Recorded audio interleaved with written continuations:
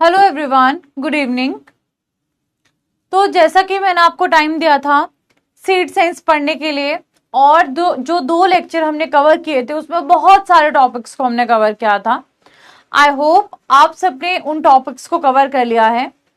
आज का जो हमारा लेक्चर रहने वाला है ना बच्चों, उसमें हम बहुत सारी चीजों को कवर करने वाले हैं। सीड टेस्ट को हम कवर करने वाले हैं, सीड ऑर्गेनाइजेशंस के बारे में बात करने वाले हैं, इंपॉर्टेंट ईयर्स के बारे में बात करेंगे, और हम डिस्कस करेंगे बहुत इंपॉर्टेंट फैक्ट्स पूरे सब्जेक्ट के बारे में। तो ये वाले जो फैक्ट वाला पार्ट है ये आज भी हम डिस्कस करेंगे और कल के सेक्शन में भी हम डिस्कस करेंगे। इसके अलावा सीड प्रोसेसिंग क्या होता है उसके बारे में बात करेंगे, एसएसआर क्या होता है, एसआरआर क्या होता है, सीड मल्टीप्लिकेशन रेशियो क्या होता है, किसमें कितना होता है, ये सारी डिस्कशन भी आज के सेशन में हम लोग करेंगे। फिर हमारे पास बचेगा आइसोलेशन डिस्टेंस वाला टॉपिक, और बचेगा थोड़ा सा प्रोटेक्शन ऑफ प्लांट वेराइटीज वाला टॉपिक, और कुछ फैक्ट्स बचेंगे जिनको हम कल की क्लास में कवर कर लेंगे। तो आज की क्लास में हमारी कोशिश क्या रहेगी, आज हमारी कोशिश रहेगी कि जितना मैक्सिमम पॉसिबल चीजों को हम डिस्कस कर सकते हैं। डायरेक्ट चीजें हैं, डायरेक्ट फैक्ट हैं, जो आप लोग बाद में एक बार हम डिस्कस कर लेंगे, बाद में आप घर जाके आराम से उसके बारे में पढ़ सकते हो। तो हमारी कोशिश आज क्या रहेगी कि जितना मैक्सिमम सिलेबस है, जितनी इंपॉर्टेंट चीजें आज की पीपीटी में है उसको हम कवर कर लें, ताकि कल की पीपीटी में जो भी इंपॉर्टेंट चीजें हमारे जो टॉपिक्स बचते हैं उसको आराम से कवर कर पाए। ठीक है सब बच्चों के लिए? हाँ जी, good evening, good evening. I hope आप सबने अब जो जितना हमने पढ़ा सब कवर कर लिया है। बहुत इजी टॉपिक्स हैं, डायरेक्ट फैक्ट्स हैं, लर्न करने वाली चीजें हैं, समझने वाली चीजें हैं, सब कुछ पढ़ लिया है। हाँ जी, अंकुश, आलोक, अक्षय, मयंक, अग्रिमा, हाँ जी, गुड इवनिंग, गुड इवनिंग। तो चले करें शुरू आज का सेशन अब। Okay then let's start. हाँ जी, good evening Sheetal, good evening everyone. करें बेटा स्टार्ट आज का सेशन। ओके देन, तो सबसे पहले तो देखो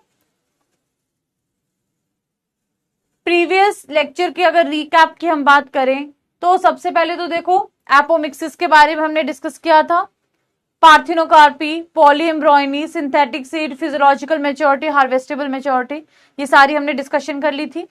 देन हमने सीड जर्मिनेशन के बारे में बात की थी, सीड डोरमेंसी के बारे में बात की थी, मेथड्स के बारे में बात की थी, ऑर्थोडॉक्स एंड रिकैल्सिट्रेंट सीड्स के बारे में बात की थी, और हमने सीड जनरेशन सिस्टम के बारे में बात की थी। यहां तक सबको क्लियर है? ये तो सबको क्लियर है ना, जो जो हमने डिस्कस किया था, जो जो चीजें हमने समझी थी, सबको समझ में आई थी। चलिए अब हम बात करेंगे आज के लेक्चर में क्या क्या चीज हम डिस्कस करने वाले हैं। सीड प्लानिंग के बारे में, सीड पॉलिसी के बारे में, सीड एक्ट के बारे में, कौन कौन से ऑर्गेनाइजेशंस इन्वॉल्व हैं। देन हम बात करेंगे सीड टेस्टिंग के लिए कौन कौन से टेस्ट होते हैं, सीड प्रोसेसिंग से रिलेटेड चीजों को जानेंगे, सीड ट्रीटमेंट कैसे कैसे होता है उसके बारे में जानेंगे, और हम बात करेंगे सीड स्टोरेज के बारे में, और कुछ टॉपिक्स के इंपॉर्टेंट फैक्ट्स के बारे में हम जानेंगे। तो ये सारा आज का हमारा टॉपिक रहने वाला है। बहुत इजी टॉपिक है, बहुत इजी फैक्ट्स है, एक बार में समझ आ जाएंगे। हाँ, कुछ टेबल्स लर्न करने वाले हैं, वो आपको डेफिनेटली बेटा पढ़ने पड़ेंगे, लर्न करने पड़ेंगे। ओके देन स्टार्ट करते हैं। सबसे पहले तो देखो सीड प्लानिंग जब हम डिस्कशन कर रहे थे तो यहाँ पे सीड प्लानिंग में क्या है, हमारे तीन मेजर चीजें जो हमें पता होनी चाहिए। कौन कौन सी है? Seed multiplication ratio, seed renewal period and seed replacement rate. पहले तो हम इसके बारे में जानेंगे कि ये चीजें क्या क्या होती हैं, और फिर आगे बात करेंगे। तो सबसे पहले है seed multiplication ratio. Seed multiplication ratio, जिसको हम शॉर्ट में बेटा एसएमआर बोल देते हैं। एसएमआर का सीधा सा मतलब होता है कि एक सीड से कितने सीड बन रहे हैं। सीड मल्टीप्लिकेशन रेशियो का मतलब होता है कि एक सीड मल्टीप्लाई होके कितने सीड्स बना रहा है। सिंपल। तो सीड मल्टीप्लिकेशन रेशियो क्या है? It is the ratio of seed yield per seed generation, that is how many seeds are produced from a single seed. यानी कि एक सीड से कितने सीड बन रहे हैं उसको हम क्या बोल देते हैं? सीड मल्टीप्लिकेशन रेशियो बोल देते हैं, या एसएमआर बोल देते हैं। तो एसएमआर क्या है कि एक सीड से कितने सीड बन रहे हैं। दूसरा हमारे पास में है सीड रिन्यूअल पीरियड। अब सीड रिन्यूअल पीरियड की जब हम बात करते हैं तो आपको पता है कि जैसे हम क्या करते हैं, कोई सीड को यूज करते हैं, with the passage of time क्या होता है, कई बार म्यूटेशंस होती हैं, कई बार मैकेनिकल मिक्सचर की वजह से वो सीड की जो प्योरिटी है उसमें कुछ ना कुछ क्या हो जाता है, प्रॉब्लम आ जाती है। तो कई बार जो कैरेक्टर्स हैं वो चेंज हो जाते हैं इम्प्योरिटीज की वजह से या मिक्सचर्स की वजह से। हमें क्या करना है, अगर सेम वैरायटी के, अगर हम आगे कैरेक्टर्स की बात करते हैं, आगे हमें सेम सीड के कैरेक्टर चाहिए, तो हमें सीड को कुछ टाइम पीरियड के बाद में चेंज करना पड़ेगा, रिन्यू करना पड़ेगा। उसी टाइम पीरियड को बोलते हैं सीड रिन्यूअल पीरियड। तो देखो सामने क्या लिखा हुआ है कि सीड्स अंडरगो जेनेटिक डिटोरिएशन। जो सीड्स हैं उनमें क्या होता है, आपको जेनेटिक डिटोरिएशन देखने को मिलती है। And continuous usage for reproduction due to the developmental variation, mechanical mixtures, mixture mutation, natural crossing, minor genetic variation, selective influence of pest and disease and techniques of the plant breeder। कि कुछ time में क्या होता है, आपको यहाँ पे भी कुछ ना कुछ चेंजेस देखने को मिलते हैं। उसका रीजन कुछ भी हो सकता है जो आपको सामने स्लाइड पे दिया गया है। और hence some same seed should be used for multiplication continuously, hence selectively multiplied seed should be used after certain generation, that is seed should be renewed after certain generations, adopting regeneration system। कि आपको कुछ time के बाद में क्या करना पड़ता है, जो आपका पर्टिकुलर क्रॉप का सीड है उसको रिप्लेस करना पड़ेगा फ्रेश सर्टिफाइड सीड के साथ में। जैसे कि फॉर एग्जाम्पल अगर आप सीरियल्स की बात करते हो, तो सीरियल्स के केस में जैसे आपको 3 से 4 साल बाद क्या करना पड़ता है, उसको सर्टिफाइड सीड के साथ में चेंज करना पड़ता है। तो सीड रिन्यूअल पीरियड बेसिकली क्या होता है, सीड रिन्यूअल पीरियड ऐसा पीरियड होता है जिसमें आप क्या करते हो, जो आपके पास में सीड है उसको चेंज करते हो किसके साथ में, सर्टिफाइड सीड के साथ में। फॉर एग्जाम्पल अगर आप बात करते हो यहाँ पे सीरियल क्रॉप्स की, तो सीरियल क्रॉप्स में हम 3 से 4 साल की बात करते हैं। पल्सेस की बात करोगे 2 से 3 साल है, पल्सेस की बात करोगे 2 से 3 साल है।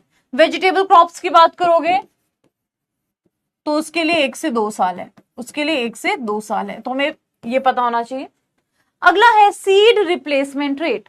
अब सीड रिप्लेसमेंट रेट की बात करते हैं। Seed replacement rate is the quality seed that have replaced the actual seed requirement of the location that are normally produced by the farmer using their own seed. Seed जब भी आप बात करते हो किसकी, रिप्लेसमेंट रेट की, जिसको हम शॉर्ट में बोल देते हैं SRR। तो सीड रिप्लेसमेंट रेट क्या होता है कि फार्मर्स पहले क्या करते हैं, देखो अपने सीड यूज करते हैं।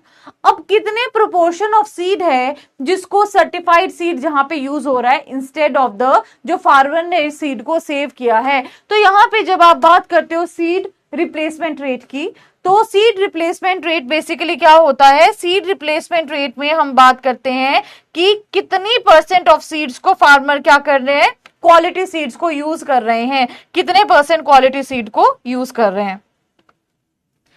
ठीक है, यानी कि area sown with certified seed, area sown with certified seed divided by total area sown, कि total area sown, total area में कितना सर्टिफाइड सीड लगाया है, इनटू 100।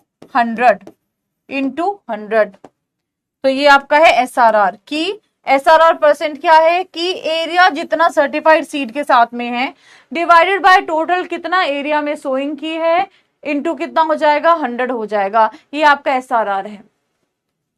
अब बात करते हैं कि कुछ क्रॉप्स का जो सीड मल्टीप्लिकेशन रेशियो है वो क्या होता है, सीड रिन्यूअल पीरियड क्या होता है, और कितने स्टेजेस वहां पे सीड की मल्टीप्लिकेशन के लिए यूज किए होते हैं। तो सिंपली आपको एक टेबल दिया गया है। जैसे कि अगर आप पैडी की बात करोगे तो पैडी के केस में जो सीड MR है, एक सीड से कितना है, 152 है। सीड रिन्यूअल पीरियड कितना है, 4 टाइम्स, और मल्टीप्लिकेशन स्टेजेस में एक ब्रीडर सीड की, एक फाउंडेशन सीड की, 2 सर्टिफाइड सीड की। वैसे वीट की बात करोगे 49 है, रिन्यूअल पीरियड क्या है, 4 टाइम्स है, 1 और 2। वैसे बार्ले की बात करोगे 26 है, रिन्यूअल पीरियड कितना है, 4 है, और 1 और 2। देन मेज हाइब्रिड की बात करोगे 248 है, एक बार सीड रिन्यूअल पीरियड है, और बाकी आपके क्या है, 1 and 1। हाँ जी, ये टेबल आपको पढ़ना पड़ेगा कि किसका SMR कितना होता है, एक सीड से कितने आपके आगे सीड्स बन रहे हैं, SMR रेशियो आपको पता होनी चाहिए।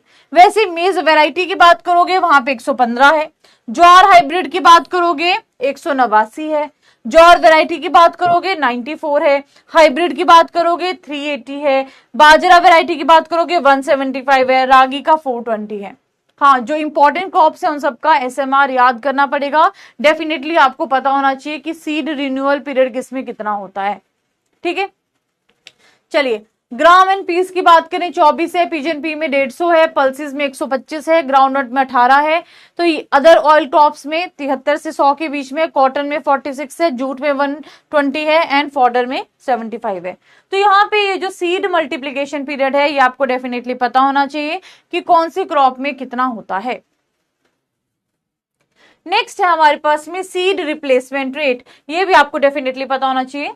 एसआरआर की बात करते हैं तो पैडी में कितना है, 17 है, सबसे ज्यादा है यहाँ पे, नहीं सबसे ज्यादा नहीं है, पैडी में 17 है, मिलेट्स में 7 है, पल्सेस में 12.5 है। कॉटन अगर रेनफेड की बात करेंगे तो 10 है, इरिगेटेड की बात करेंगे तो 15 है।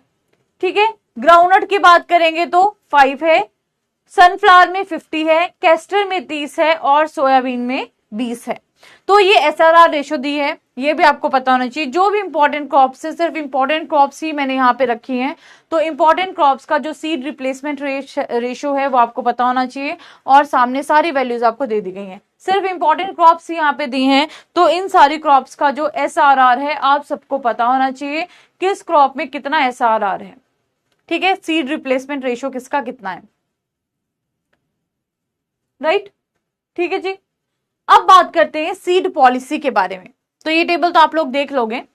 अब बात करते हैं सीड पॉलिसी के बारे में और हम डिस्कस करेंगे कि कौन से एक्ट का क्या काम था, कौन सी ईयर में कौन सी चीज आई थी, इसके बारे में पता होना चाहिए। हाँ जी, जो बोले कि मैम हाँ ये बदलता रहता है, हाँ ये बदलता रहता है। ठीक है, चलिए सो अब बात करते हैं सीड एक्ट के बारे में, सीड कंट्रोल ऑर्डर के बारे में और न्यू पॉलिसी ऑन सीड के बारे में। तो सबसे पहले तो जो सीड एक्ट है उसका ईयर है 1966। इसका काम क्या था, इसने बताया था सीड की लीगल सर्टिफिकेशन के बारे में और साथ में क्वालिटी कंट्रोल के बारे में। सर्टिफिकेशन और कंट्रोल से रिलेटेड जो भी लीगल फ्रेमवर्क है वो किसने बताया था, सीड एक्ट ने बताया था। इसका मेन काम क्या था कि फार्मर्स को क्वालिटी सीड्स मिले, हाई क्वालिटी सीड्स मिले। अब इसके मेन फीचर्स क्या थे, इसमें क्या क्या बताया गया, एक तो सीड स्टैंडर्ड्स को डिफाइन किया गया, सीड सर्टिफिकेशन को इंट्रोड्यूस किया गया और सीड टेस्टिंग जो लेबोरेटरीज हैं उनके बारे में इसका जो थे मेन फीचर्स थे। तो आपको पता होना चाहिए कि कौन कौन से एक्ट में या कौन सी पॉलिसी में या कौन से ऑर्डर में क्या मेन फीचर था और क्या वहां पे बताया था। तो सबसे पहले तो 1966 में बेसिकली क्या प्रमोशनल एस्पेक्ट था कि हाई क्वालिटी सीड मिलने चाहिए फार्मर्स को, और क्या क्या चीजें डिफाइन की गई, सीड स्टैंडर्ड्स डिफाइन किए गए, सर्टिफिकेशन के बारे में बताया गया और जो सीड टेस्टिंग लेबोरेटरीज है उसके बारे में बताया गया। ठीक है, चलिए अब आते हैं दूसरा, सीड कंट्रोल ऑर्डर 1983। तो यहां पे जब सीड कंट्रोल ऑर्डर आया था 1983 में, तो सीड्स को एसेंशियल कमोडिटी एक्ट 1955 के अकॉर्डिंग ये जो था ट्रेड सब्जेक्ट में इसको डाला गया। यानी कि ये जो सीड्स थे इसको according to essential commodity act जो 1955 में था, तो इसका जो ट्रेड था that was subjected to government control. Government control के अंडर ट्रेड की बात की गई जो सीड कंट्रोल ऑर्डर आया था 1983 में। तो यहाँ पे इसका मेन काम क्या था, इसका मेन प्रमोशनल एस्पेक्ट क्या था कि जो सीड्स का डिस्ट्रीब्यूशन है वो फेयर होना चाहिए। जो ब्लैक मार्केटिंग है उसको हमने क्या करना है, ब्लैक मार्केटिंग को या करप्शन को खत्म करना है, यूनिफॉर्म या फेयर डिस्ट्रीब्यूशन यहाँ पे रखना है। तो वो यूनिफॉर्मिटी कैसे आती, अगर जितने भी हमारे पास लोग इससे काम कर रहे हैं, सीड रिलेटेड काम कर रहे हैं, उन सबके पास में लाइसेंस होते। तो यहाँ पे जो भी सीड डीलर्स थे उनको लाइसेंस की जरूरत थी, जो सीड प्राइसेस थे उनको रेगुलेट किया गया। तो ये इसके जो है मेन की फीचर्स हैं। तो यहाँ पे जब हम बात करते हैं सीड कंट्रोल ऑर्डर की, तो सीड कंट्रोल ऑर्डर में जो मेन चीज है, जो मेन फीचर आपको याद रखना है क्या, कि जो लाइसेंस रिलेटेड चीजें हैं, क्योंकि फेयर प्रैक्टिसेस चाहिए सीड में, इसीलिए जो लाइसेंस होर्डिंग्स हैं उनको कंपलसरी किया गया। अगला जो न्यू पॉलिसी आई सीड्स पे 1988 में, उसका जो मेन काम था उसमें क्या था, मेन फोकस क्या था, इंपोर्ट के ऊपर और प्राइवेट सेक्टर के पार्टिसिपेशन के ऊपर। यानी कि जो अगली पॉलिसी 1988 में आई उसमें बात की गई सीड इंपोर्ट की, और प्राइवेट सेक्टर्स का क्या रोल है वो यहां पे बताया गया। प्रमोशनल एस्पेक्ट की बात करें कि क्या इसमें मेजर चीजें हैं, तो जो कमर्शियल सीड्स हैं उनका लिमिटेड इंपोर्ट क्या किया गया, अलाउ किया गया। और अगर इसकी बात करें की फीचर की, तो की फीचर क्या था कि जो वेजिटेबल, फ्लावर और ऑर्नामेंटल के प्लांट सीड्स थे इसके ऊपर जो रिस्ट्रिक्शंस लगाई गई थी उसको रिमूव किया गया, और जो serial, pulses and oil seeds थे उनका इंपोर्ट अलाउ किया गया 2 साल के लिए। तो यहां पे बेसिकली जो इंपोर्ट है उसको अलाउ किया गया, लिमिटेड इंपोर्ट को। लिमिटेड इंपोर्ट में भी किस किस के सीड्स, जैसे कि आपके सीरियल हो गया, पल्सेस हो गए, ऑयल सीड हो गए, इनका इंपोर्ट अलाउ किया गया 2 साल के लिए। तो यहां पे अब आपको क्लियर हो गया कि सीड एक्ट में हमने क्या बात की थी, सीड स्टैंडर्ड्स की, सीड सर्टिफिकेशन की। सीड कंट्रोल ऑर्डर में हमने क्या बात की कि जो सीड डीलर्स है उनको भी लाइसेंस ऑब्टेन करना पड़ेगा। Then new policy of seed की अगर हम बात करते हैं 1988 की, तो यहाँ पे जो लिमिटेड इंपोर्ट है वो अलाउ किया गया कमर्शियल सीड्स का। अलग अलग जो आपके फ्लावर्स हैं, ऑर्नामेंटल्स हैं, प्लांट सीड्स हैं, इनका जो इंपोर्ट है वो अलग अलग अलाउ किया गया। ठीक है जी, यहां तक क्लियर? किसी को कोई प्रॉब्लम बोलिए। ठीक है, ओके, चलिए अब आगे बात करते हैं। नेक्स्ट वन है नेशनल सीड पॉलिसी 2002। अब नेशनल सीड पॉलिसी में अगर हम मेन बात करते हैं, सबसे मेन बात वो आती है आपकी आईपीआर की, intellectual property rights, quality insurance और IPR, intellectual property rights, very very important. तो यहां पे जब हमने नेशनल सीड पॉलिसी 2002 की बात की, तो यहां पे डोमेस्टिक सीड प्रोडक्शन और एक्सपोर्ट को अलाउ किया गया। जैसे पहले क्या था, इंपोर्ट की बात की, अब हमने क्या बोला कि एक्सपोर्ट के जो पॉइंट ऑफ व्यू है उसको हम कंसीडर करने लगे। और यहां पे जो मेन चीज है वो क्या है, plant variety protection and farmers right act, PVPFRA, very important, PVPFRA। ठीक है, ये जो plant variety protection and farmers right act है 2001 का, इसने क्या प्रमोट किया कि पब्लिक प्राइवेट पार्टनरशिप और ट्रांसजेनिक सीड्स का प्रमोशन किया। तो आपको पता होना चाहिए ये जो PVPFRA है ये कब आया था, 2001 में आया था। ओके, सो ये हमारे पास में जो पॉलिसी है 2002 की।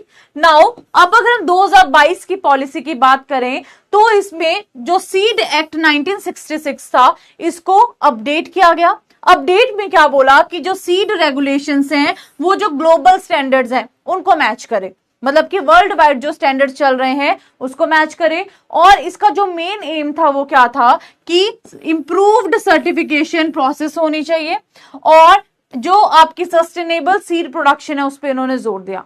तो अभी तक आपने देखा कि हमने सीड एक्ट 1966 में किसकी बात की कि स्टैंडर्ड सही होने चाहिए, सीड सर्टिफिकेशन होनी चाहिए, लेबोरेटरीज एस्टेब्लिश होनी चाहिए।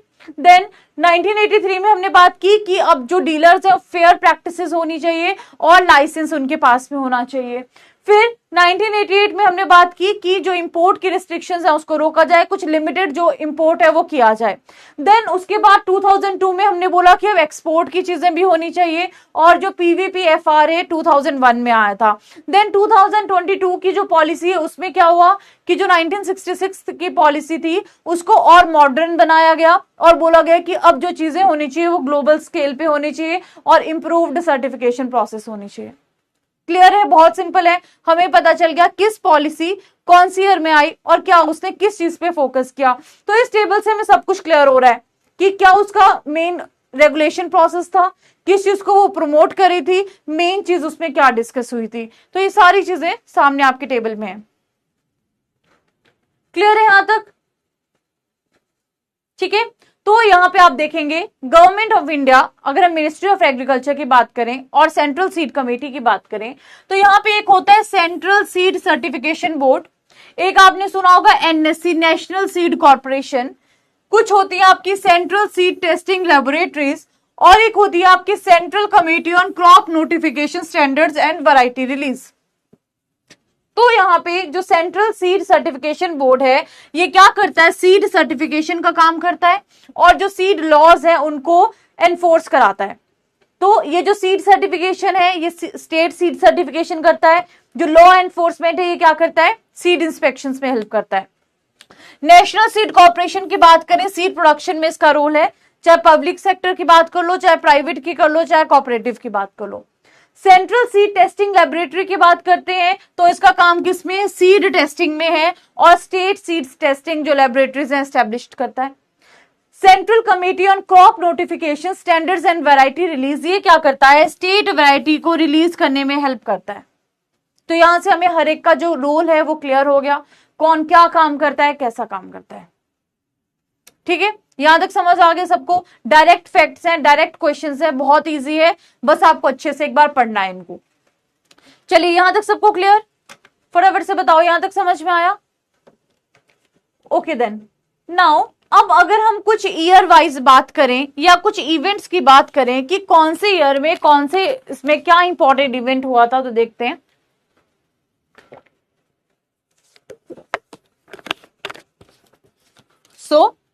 जो आपका क्वेश्चन कई बार पूछा भी जाता है, बहुत सारे एग्जाम से पूछा जाता है। सबसे पहले क्वेश्चन क्या है कि सीड एक्ट कब पास हुआ था। तो सीड एक्ट जो पास हुआ था वो 1966 में पास हुआ था। लेकिन कोई पूछे कि सीड रूल्स कब आए थे या फिर कब एनफोर्स हुए थे, तो आपको पता होना चाहिए कि जो सीड रूल्स हैं वो 1968 में आए थे। तो यहां पे मैंने देखो अलग से लिखा भी है कि दे केम इनटू फोर्स इन 1968। और आए कब थे सीड रूल्स, 1966। और जब अगर हम बात करते हैं सीड एक्ट कब पास हुआ था, 1966। लेकिन अगर हम रूल्स की बात करते हैं तो रूल्स कब आए थे आपके, 1968 में आए थे। अगला 1972 seed certification agencies and central seed certification board. तो 1972 में क्या हुआ था, seed certification agencies and central seed certification board बना था। ठीक है, अगला 1983 में जैसा अभी हमने डिस्कस किया सीड कंट्रोल ऑर्डर आया था। 1983 में सीड कंट्रोल ऑर्डर आया था।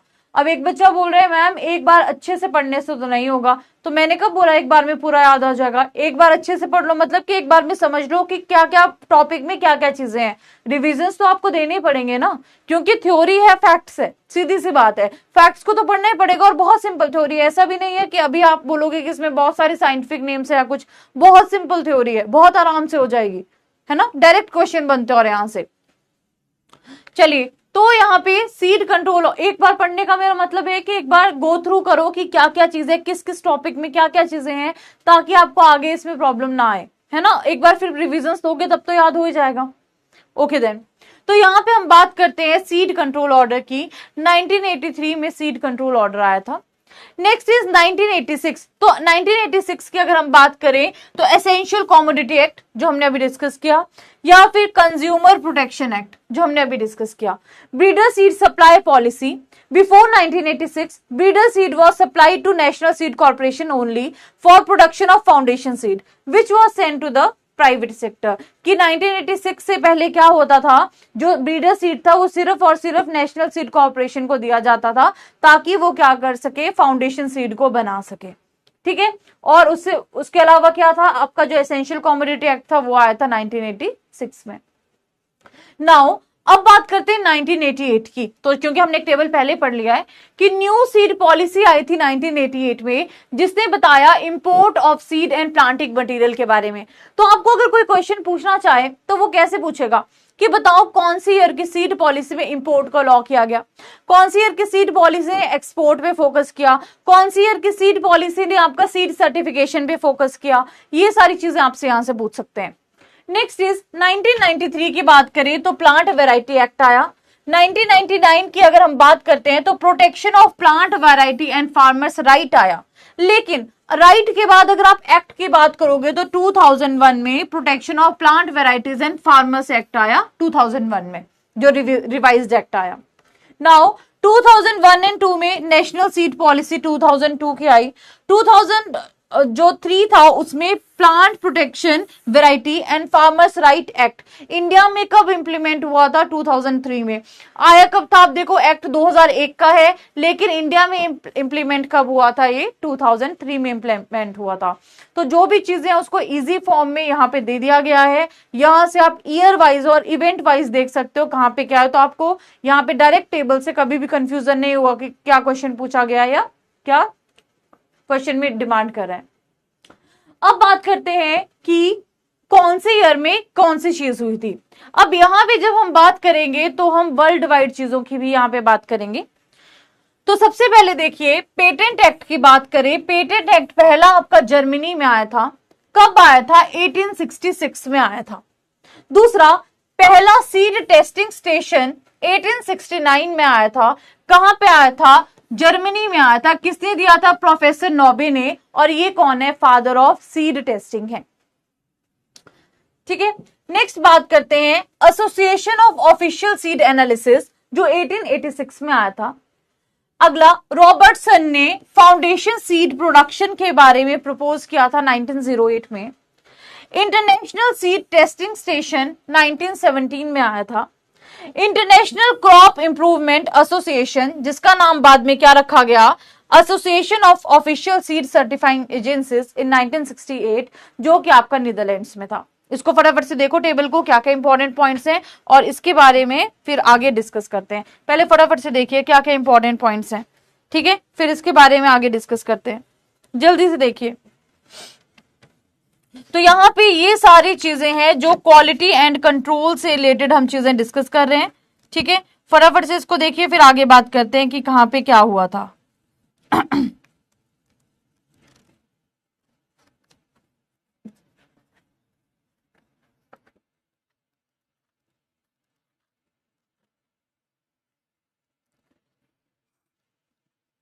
ठीक है यहां तक? ओके, चलिए अब आगे बात करते हैं। इस्टा की बात करते हैं, international seed testing association, very important, 1924। बहुत सारे एग्जाम्स में ये क्वेश्चन भी होता है। तो इस्टा की अगर हम बात करते हैं तो इस्टा का ईयर क्या है? 1924। बहुत सारे एग्जाम्स में आपसे क्वेश्चन भी पूछा जाता है, तो आपको पता होना चाहिए। ठीक है, अगला, breeder foundation registered and certified seed. सबसे पहले जो आपका स्टार्ट हुआ था 1946 एंड 1968। ठीक है, फोरेज क्रॉप्स के लिए क्या है? 1946। ग्रेन क्रॉप्स के लिए क्या है? 1968। Right. General agreement on tariffs and trades, ये कब आया था? 1947 में, यूरुग्वे में। ठीक है, ये मेन पॉइंट्स हैं। अगला, IUCN यानी कि international centre for conservation of nature and natural resources, दिखाई दे रहा है बेटा यहां से, अक्टूबर 1948 में जेनेवा में। ठीक है, तो ये वाले जो मैंने टिक किए हैं ये सारे इंपॉर्टेंट पॉइंट्स हैं। ये हिस्ट्री के जो इंपॉर्टेंट पॉइंट्स हैं आपको पता होना चाहिए कौन सी चीज कब आई थी। इस्टा पे स्पेशली फुल फॉर्म भी पूछी जाती है और इसका ईयर भी पूछा जाता है। तो इस्टा की जो फुल फॉर्म है that is international seed testing association, 1924 में आया था। ठीक है, general agreement on tariffs and trades 1947 में आया था। Breeder seed, foundation seed, registered and certified seed जो सबसे पहले स्टार्ट हुआ था, 4 classes of seed. Forage crops के लिए क्या है? ईयर 1946। और अगर आप बात करोगे ग्रेन क्रॉप्स के लिए तो ईयर क्या है? 1968। डन। चलिए आगे बात करते हैं, सीड को एसेंशियल कॉमोडिटी एक्ट 1955 के अंडर कब डिक्लेयर किया गया था? तो 1983 में। कौन से ऑर्डर के अंदर? सीड कंट्रोल ऑर्डर के अंदर। ठीक है, ये चीजें पता होनी चाहिए, बहुत ही बेसिक चीजें, और एक ही मैंने स्लाइड में सब चीजें दे दी हैं।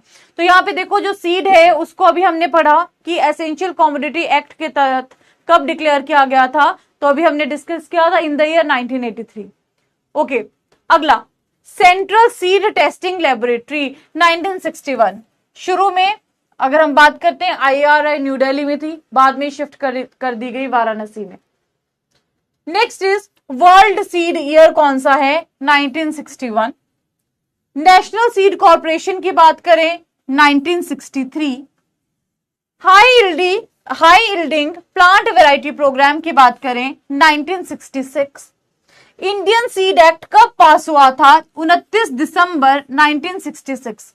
और इसमें अगर हम बात करें तो आपको पता होना चाहिए 25 सेक्शंस हैं, 11 पार्ट्स हैं और 39 रूल्स हैं, ये भी पता होना चाहिए। तो जब हम इंडियन सीड एक्ट की बात करते हैं, कितने इसमें सेक्शंस हैं? 25 सेक्शंस हैं। कितने पार्ट्स हैं? 11 पार्ट्स हैं। कितने रूल्स हैं? 39 रूल्स हैं। Okay, next is seed rules. अभी हमने डिस्कस किया कब आपके एक्ट में आए थे या कब आपके प्रॉपर्ली अमेंड हुए थे, 1968। ठीक है, अगला नेशनल इंडियन सीड एक्ट कब एनफोर्स हुआ था? 2 अक्टूबर 1969। ठीक है, यहां तक पता चल गया। तो ये आपके डायरेक्ट फैक्ट्स हैं, कौन सी ईयर में क्या हुआ था, ये इवेंट डायरेक्टली पूछे जाते हैं। आगे करें कंटिन्यू, इनको फैक्ट्स की तरह पढ़ना। ओके, नेक्स्ट है पेटेंट एक्ट इंडिया में कब आया था? 1970 में आया था। इंडियन सीड एक्ट में अमेंडमेंट कब हुआ था? 1972 में हुआ था। ठीक है, नेशनल सीड प्रोजेक्ट 1976 में आया था। प्लांट क्वारंटीन एक्ट इंडिया में अगेन 1976 में आया था। एनबीपीजीआर की बात करें, कहां पे है बताओ जल्दी, एनबीपीजीआर कहां है? National bureau of plant genetic resources, बताओ जल्दी से कहां पे है? कहां पे एनबीपीजीआर, जल्दी से बताएंगे। National bureau of plant genetic resources, जल्दी से बताइए।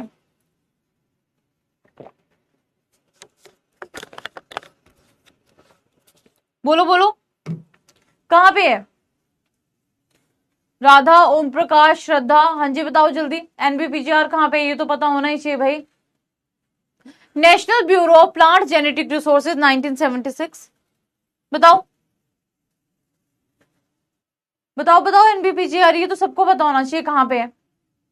ठीक है, अगला सीड कंट्रोल ऑर्डर 1983। बस अब 2 स्लाइड्स हैं इससे रिलेटेड। न्यू दिल्ली, हाँ जी यश ने बोला सही है, बिल्कुल न्यू दिल्ली। श्रद्धा का भी, त्याग का भी आंसर आ गया, आलोक का भी। ठीक है, सब लोग सही बता रहे हैं, एनबीपीजीआर न्यू दिल्ली में। Now new seed development policy 1988 से 1989 अभी हमने डिस्कस किया। Indian minimum seed certification standard का मैनुअल कब पब्लिश हुआ था? 1988 में। देन WTO की अगर हम बात करते हैं, वर्ल्ड ट्रेड ऑर्गेनाइजेशन, ये भी आपको पता होना चाहिए, 1 जनवरी 1995। कहां पे? जेनेवा में, स्विट्जरलैंड में हेडक्वार्टर्स है, ये आपको पता होने चाहिए। ठीक है, अगला है पीपीवी एंड एफआर एक्ट, जो आपका 2001 में आया था। नेशनल सीड पॉलिसी 2002 में। बायोडाइवर्सिटी एक्ट अगेन 2002 में। नया सीड बिल 2004 में, जिसमें कितनी क्लॉजेज हैं? 49 क्लॉजेज हैं। Directorate of seed research and Mau, जो यूपी में है, 31 दिसंबर 2004 में। ठीक है, अगली बात करते हैं, national seed research training centre 2007 में शिफ्ट हुआ था नई दिल्ली से वाराणसी में। राइट, क्लियर है यहां तक? अब जो बोल रहे हैं कि मैम इसमें कुछ समझाने वाली चीज नहीं, क्या बेटा डायरेक्ट फैक्ट है ये। टेबल्स मैं चाहती तो मैं आपको डायरेक्ट पकड़ा सकती थी कि लो पढ़ लो, लेकिन मैंने सोचा एक बार आपको बता देती हूँ, डायरेक्ट फैक्ट्स हैं ये। ठीक है, डायरेक्ट क्वेश्चन बनता है यहां से कि सीड एक्ट कब आया था, सीड ऑर्डर कब आया था, किसने इंपोर्ट की बात की, किसका हेडक्वार्टर कहां पे, कौन से साल में एस्टेब्लिश हुआ था। ठीक है, इसीलिए डायरेक्ट पूरे टेबल यहाँ पे दे दिए। आप बोलो तो फिर नहीं देती है ना, मैं आपको बोल देती कि खुद ढूंढो और खुद कर लो।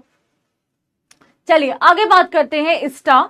तो ISTA की अगर हम बात करते हैं, सबसे पहले तो देखो सीड रूल्स की बात करें तो सितंबर 1968 में आए थे, इंप्लीमेंट हुए थे 2 अक्टूबर 1969 में। एक तो ये चीज बहुत इंपॉर्टेंट है।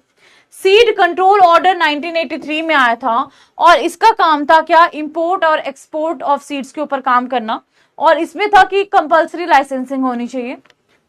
ISTA के अकॉर्डिंग अगर हम बात करें, इंटरनेशनल सीड टेस्टिंग एसोसिएशन 1924 में ये जो है एस्टेब्लिश हुआ है। इसके अकॉर्डिंग 2 चीजें बहुत इंपॉर्टेंट है कि ISTA के अकॉर्डिंग जो भी वर्किंग सैंपल है उसमें मिनिमम 2500 सीड्स होने चाहिए, और अगर आप सीड जर्मिनेशन टेस्ट कर रहे हैं तो 400 सीड्स होने चाहिए। ये डायरेक्ट क्वेश्चन पूछे गए हैं कि ISTA के अकॉर्डिंग कितना मिनिमम वर्किंग सैंपल होना चाहिए और जर्मिनेशन टेस्ट के लिए कितने सीड्स यूज होने चाहिए।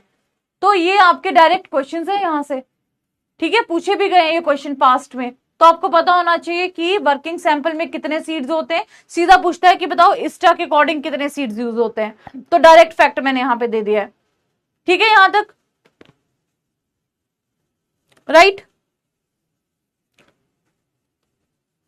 Next is ISTA publishes a journal Seed Science and Technology on every April, August and December। जो ISTA है वो कौन सा जर्नल पब्लिश करता है? Seed science and technology.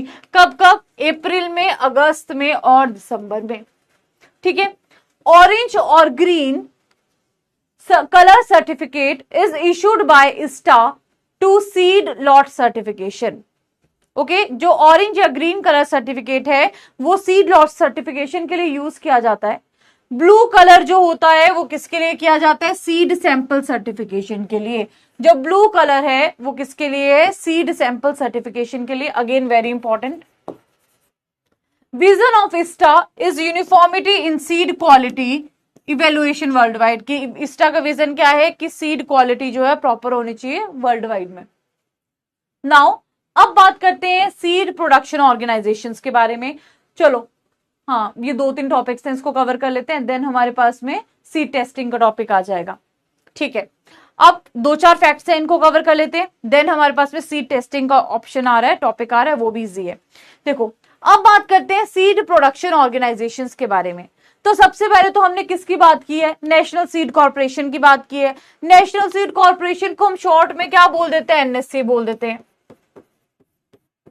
तो NSC एस्टेब्लिश कब हुआ था? 1961 में। और रजिस्टर कब हुआ था? 1963 में। रजिस्टर का ईयर पूछते हैं।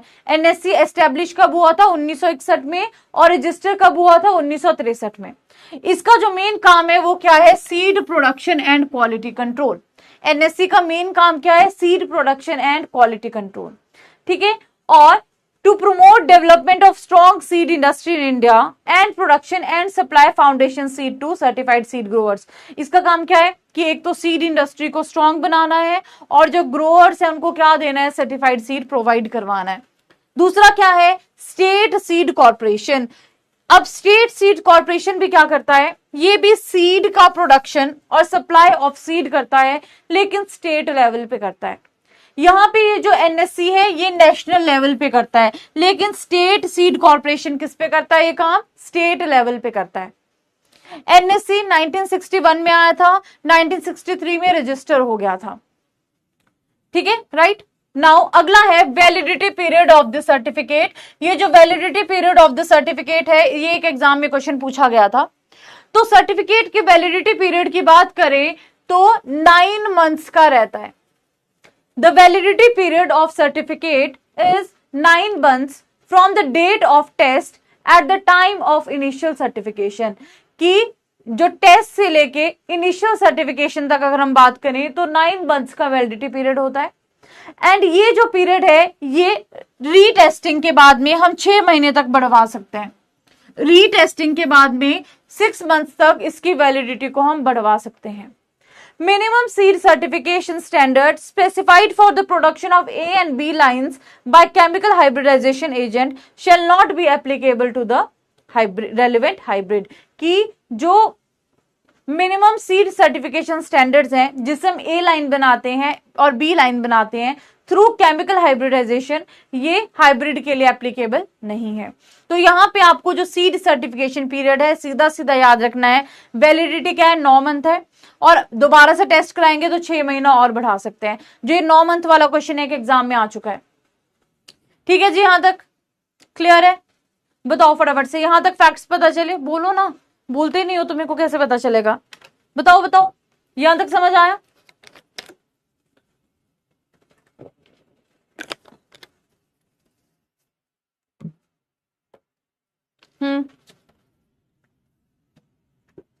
बताइए, यहां तक सबको समझ आया? नाउ नेक्स्ट हमारे पास में है सीड टेस्टिंग। अब सीड टेस्टिंग भी क्या है? बहुत बहुत इजी है, इसमें ज्यादा आपको बहुत ज्यादा दिमाग लगाने की जरूरत नहीं है, बहुत सिंपल है। सीड टेस्टिंग क्या है? Evaluation of seed in terms of purity and germination. कि जब भी हम सीड टेस्टिंग करते हैं, एक तो हम सीड की प्योरिटी चेक करते हैं या फिर सीड का जर्मिनेशन चेक करते हैं। सीड सर्टिफिकेशन के लिए सीड टेस्टिंग करना बहुत जरूरी है। अगर किसी सीड को सर्टिफाई करवाना है तो इसके लिए ये जो दो क्राइटेरिया हैं कि सीड की प्योरिटी को जानना और सीड की जर्मिनेशन को जानना बहुत जरूरी है। सबसे पहले तो जब हम प्योरिटी की बात करते हैं, पहला है प्योरिटी टेस्ट। तो ये जो प्योरिटी टेस्ट की बात करते हैं, जैसे कि अगर हम फिजिकल प्योरिटी की बात करें तो हम क्या करते हैं, वर्किंग सैंपल के बारे में देखते हैं कि कितना उसका वेट है, क्या चीजें हैं। दूसरा एक है जर्मिनेशन टेस्ट।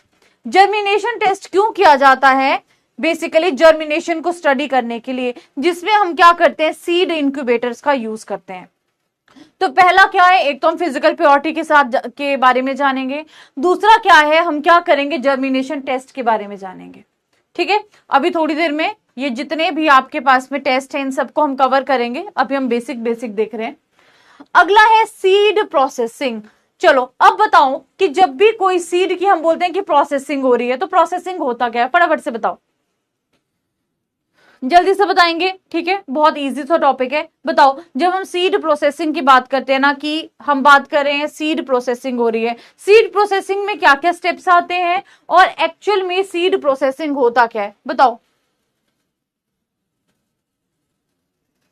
तो देखो, जब भी आप सीड प्रोसेसिंग करते हैं आपका ऑब्जेक्टिव बहुत क्लियर होता है कि सीड प्रोसेसिंग में जो भी मटेरियल हमें नहीं चाहिए, जो भी अनडिजायर्ड मटेरियल है वो बिल्कुल भी ना आए, सिर्फ और सिर्फ जो हमारा डिजायर्ड सीड है वो वहां पे देखने को मिले। और डिजायर्ड सीड में भी आप क्या चाहते हो कि इसकी जो क्वालिटी है वो एनहेंस्ड आपको देखने को मिले, यही होता है। तो यहाँ पे जब भी आप बात करते हो, हाँ एक लिख रहा है कि ma'am making it suitable for the preservation, एक बोल रहा है क्लीनिंग, सही है। तो देखो, सीड प्रोसेसिंग में हम क्या करते हैं, फिजिकल क्वालिटी को एनहेंस करते हैं सीड लॉट की। कैसे? जो भी अनडिजायरेबल मटेरियल है उसको हम क्या करते हैं, रिमूव करते हैं, और जो भी क्वालिटी है उसको हम क्या करते हैं, बढ़िया बनाते हैं। अब किसी भी क्वालिटी को अगर हम क्वालिटी को अगर हम एनहेंस करते हैं तो हम क्या कर रहे हैं, जो सीड में जो हेट्रोजेनिटी है उसको कम कर रहे हैं, जो वेरिएशन सीड में आ रही है उसको हम क्या कर रहे हैं, कम करने की कोशिश कर रहे हैं। अब कौन कौन सी ऐसी प्रोसेसेस हैं जिसको हम सीड प्रोसेसिंग में जानते हैं? जैसे एक आपने सुना होगा हार्वेस्टिंग, सीड को हमने तोड़ लिया, देन बेसिकली ड्राइंग कर ली, थ्रेशिंग कर ली, छांट लिया, विनोइंग कर ली, ड्राइंग कर ली, प्रोसेसिंग कर ली, ट्रीट किया एंड पैकिंग किया। ये सारी की सारी चीजें किसमें आती है, सीड प्रोसेसिंग में आती है। अब वन बाय वन किसमें क्या चीज इंपॉर्टेंट है ये हम लोग डिस्कस करेंगे। जैसे कि अगर आप ड्राइंग पार्ट से बोलें तो ड्राइंग पार्ट से क्या क्या चीजें इंपॉर्टेंट है हमें पता होना चाहिए। पहला, पल्सेस में स्ट्रो ड्राइंग की जाती है। तो पल्सिंग में क्या होता है, पल्सेस में हम क्या करते हैं, in pulses slow drying is used. अगला, seed is hygroscopic in nature. तो यहां पे पल्सेस में क्या करते हैं हम, एक तो जस्ट अ मिनट बच्चों, पल्सेस में हम क्या करते हैं, एक तो सीड ड्राइंग, जब हम पल्सेस की बात करते हैं एक तो स्लो ड्राइंग करते हैं, दूसरा seed is hygroscopic in nature, तीसरा जब हम सीड एम्ब्रियो की बात करते हैं अगर टेम्परेचर 40 से 42 डिग्री है तो सीड एम्ब्रियो क्या होता है, किल हो जाता है, उसकी डेथ हो जाती है। सबसे common method of seed drying in India कौन सा है, इंडिया में सबसे कॉमन मेथड कौन सा है, सन ड्राइंग, धूप में बीजों को सुखाना, ये इंडिया में सबसे कॉमन मेथड है। इसके अलावा लिफोलाइजेशन, लाइफोलाइजेशन में हम क्या करते हैं, फ्रीज ड्राइंग करते हैं। तो फ्रीज ड्राइंग हम कैसे करते हैं कि उसके जितने भी कंटेंट होते हैं ना उसको हम अल्ट्रा लो टेम्परेचर पे ले जाते हैं और जितने भी कंटेंट होंगे सबको हम सुखा देंगे। तो बेसिकली जो फ्रीज ड्राइंग होती है इसमें हम ultra drying of the seed करते हैं। कैसे? By freezing the seed, water and sublimating the ice afterward, कि एक बार हमने क्या कर दिया, इसको बिल्कुल ही लो टेम्परेचर पे स्टोर किया और जितने भी इसके बाकी कॉन्स्टिट्यूएंट्स उनको क्या कर देते हैं, हम ड्राई कर देते हैं। Batch dryer is an artificial and portable dryer, कि अब आर्टिफिशियल ड्राइंग में अगर हम बैच ड्रायर की बात करते हैं तो ये कैसा होता है, आर्टिफिशियल एंड पोर्टेबल ड्रायर होता है। चलो फटाफट से मेन पॉइंट्स को नोट कर लो फिर आगे बात करते हैं। चलिए,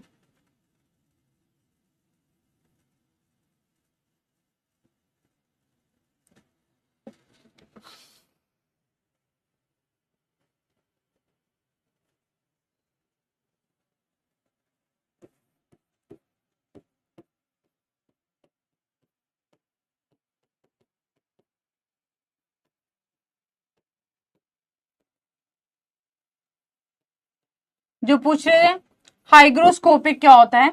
हाइग्रोस्कोपिक का मतलब होता है जो मॉइस्चर को आसपास से एब्जॉर्ब कर लेता है। ठीक है, तो हाइग्रोस्कोपिक का मतलब है जो मॉइस्चर को आसपास से क्या कर लेता है? एब्जॉर्ब कर लेता है।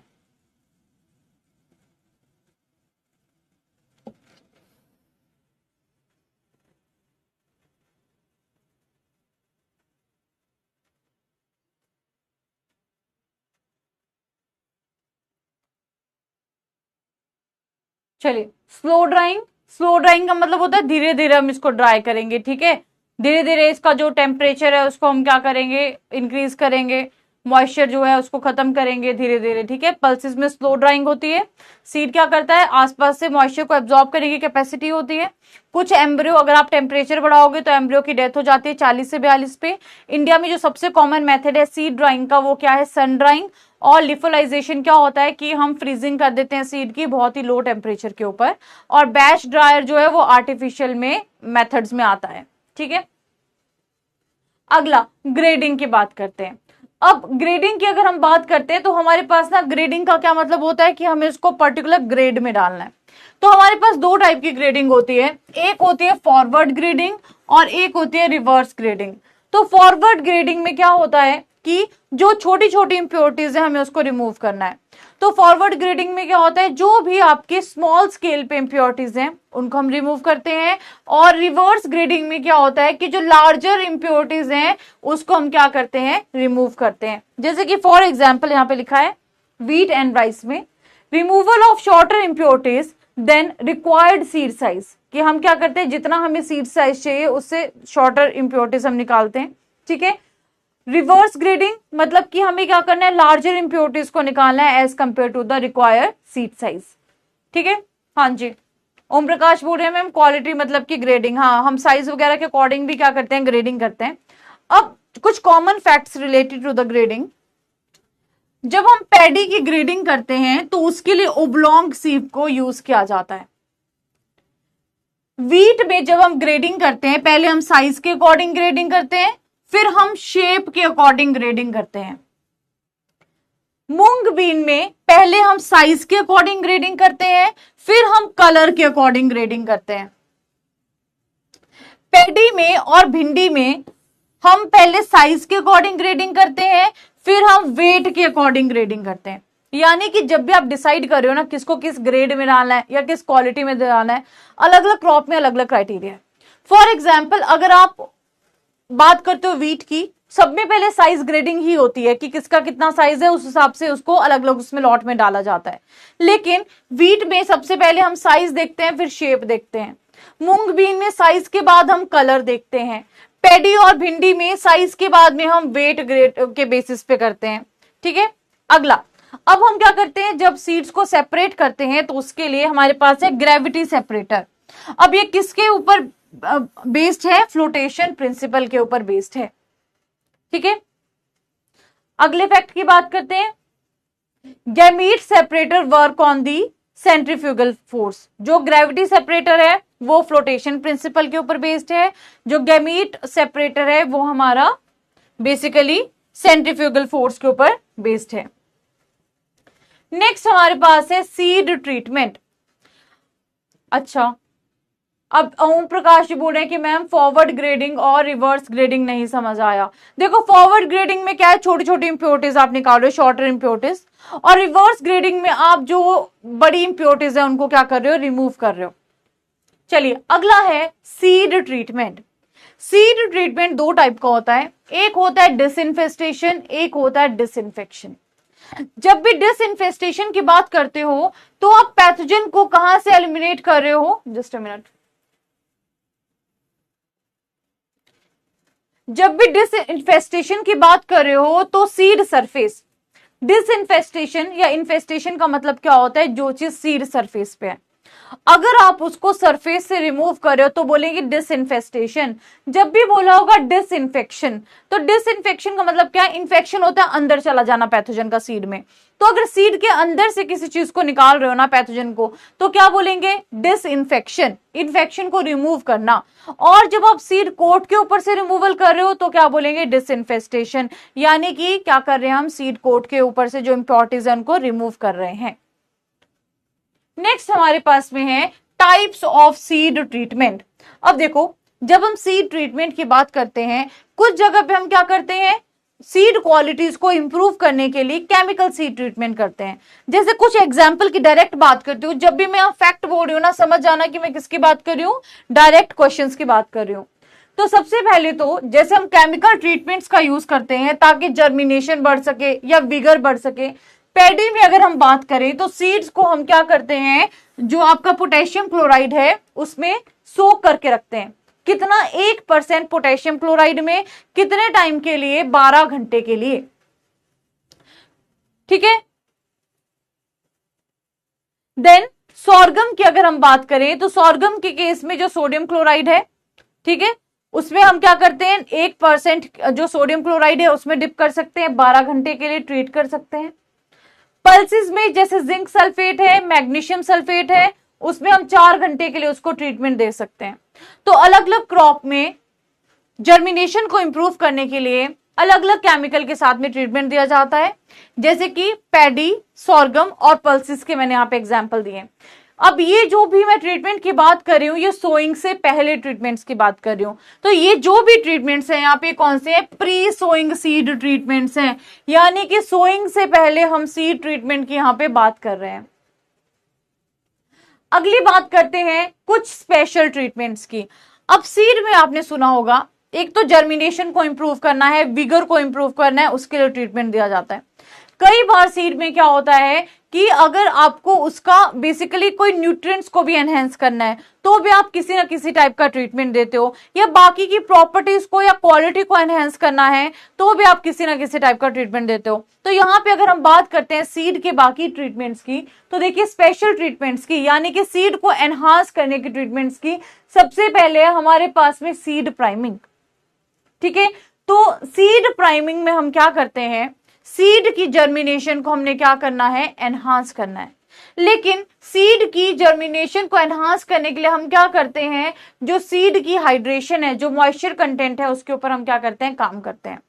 टेम्परेचर की बात करें तो 10 से 15 डिग्री यहाँ पे सेल्सियस टेम्परेचर रखा जाता है। और अगर यहाँ पे बात करें, अगर हाइड्रो प्राइमिंग किसी ने बोला, दैट मीन्स हाइड्रो प्राइमिंग का मतलब होता है कि हम वाटर वहां पे यूज कर रहे हैं। अगर सैंड मेट्रिक प्राइमिंग बोला तो हम मॉइस्ट सैंड का यूज करते हैं, सीड के ऊपर लगाते हैं। प्राइमिंग मीन्स हम क्या कर रहे हैं, कोटिंग कर रहे हैं। तो कोटिंग कैसे कर रहे हैं, अगर बोला हाइड्रो प्राइमिंग तो दैट मीन्स कि हम क्या करेंगे, पानी का यूज करेंगे। अगर बोला है सैंड मेट्रिक प्राइमिंग तो मतलब कि मॉइस्ट सैंड से हम क्या कर रहे हैं, कोटिंग कर रहे हैं। अगर बोला है हालो प्राइमिंग तो हालो प्राइमिंग में हम क्या करते हैं, सोडियम क्लोराइड का यूज करते हैं। यहां तक क्लियर है, यहां तक समझ में आया सीड प्राइमिंग क्या होता है। तो सीड प्राइमिंग स्पेशल ट्रीटमेंट है जहां पे हम सीड की क्वालिटी को एनहेंस करने की बात कर रहे हैं, जर्मिनेशन को एनहेंस करने की बात कर रहे हैं। ठीक है, क्लियर है यहां तक। चलो फटाफट से 2-3 वर्ड्स यूज कर लो, फिर आगे बात करते हैं। जल्दी से यूज कर लो, नोट कर लो।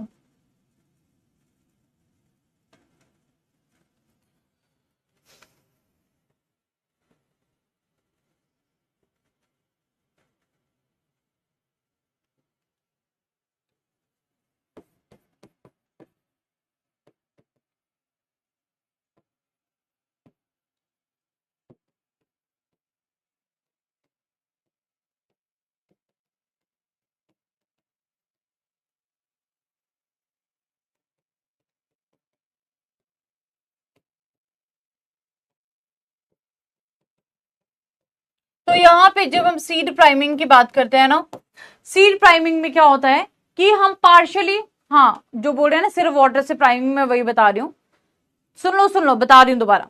सीड प्राइमिंग में हम क्या करते हैं, पार्शियली ट्रीटमेंट देते हैं। जैसे आपने क्या किया, सीड्स को भिगो तो दिया पानी में, लेकिन आपने उतना भी पानी उसको नहीं दिया कि उसका रेडिकल एमर्ज कर जाए या उसकी रूट्स एकदम से निकल जाए। तो हम क्या करते हैं, सीड प्राइमिंग में पार्शियली हाइड्रेशन करते हैं। ठीक है, पार्शियली हाइड्रेशन करेंगे, कंप्लीट हाइड्रेशन नहीं करेंगे, पार्शियली करेंगे ताकि जर्मिनेशन उसकी एनहेंस हो जाए। लेकिन इतना भी ट्रीटमेंट नहीं देंगे कि रूट्स निकल जाएं। इसलिए मैंने एक लाइन लिखी, partially hydrated for germination but not enough for the radical emergence। Clear है राधा एंड ओम, क्लियर है आपको यहाँ पे। तो देखो क्या लिखा है, कंट्रोल एनहेंस, यहां पे दिया भी है controlled hydration of the seed to enhance germination but prevents actual emergence of the radical. तो इसका मतलब ये है कि पार्शियली हम क्या कर रहे हैं, हाइड्रेट कर रहे हैं जर्मिनेशन के लिए, लेकिन इतना भी हम उसको हाइड्रेट नहीं कर रहे हैं कि वहां पे जो रूट्स हैं या जो रेडिकल है वो एमर्ज कर जाए। ठीक है, ये जो टेक्निक यूज की जाती है बेसिकली एनहेंस करती है सीड जर्मिनेशन को, एनहेंस करती है सीड जर्मिनेशन को बेसिकली अंडर स्ट्रेस कंडीशंस, जहां पे भी स्ट्रेस कंडीशंस हैं, बेसिकली अंडर स्ट्रेस कंडीशन, लिख लो ये एनहेंस करेगी basically under stress conditions, basically under stress conditions. ठीक है जी, अब क्लियर हो गया सबको। अब देखो हाइड्रो प्राइमिंग की बात करेंगे, मतलब कि पानी में हम क्या करेंगे, सोक करेंगे। हाइड्रो प्राइमिंग बोला मतलब कि पानी में सोक करेंगे। ठीक है जी, ऑस्मो प्राइमिंग बोला होगा, मतलब कि ऑस्मोटिक एजेंट्स का यूज करेंगे। ऑस्मो प्राइमिंग बोला होगा तो हम क्या यूज करेंगे, ऑस्मोटिक एजेंट्स का यूज करेंगे। ठीक है, यहां तक क्लियर हो गया। हेलो प्राइमिंग का बात करेंगे तो यहां पे हम सॉल्ट सॉल्यूशंस की यूज करेंगे।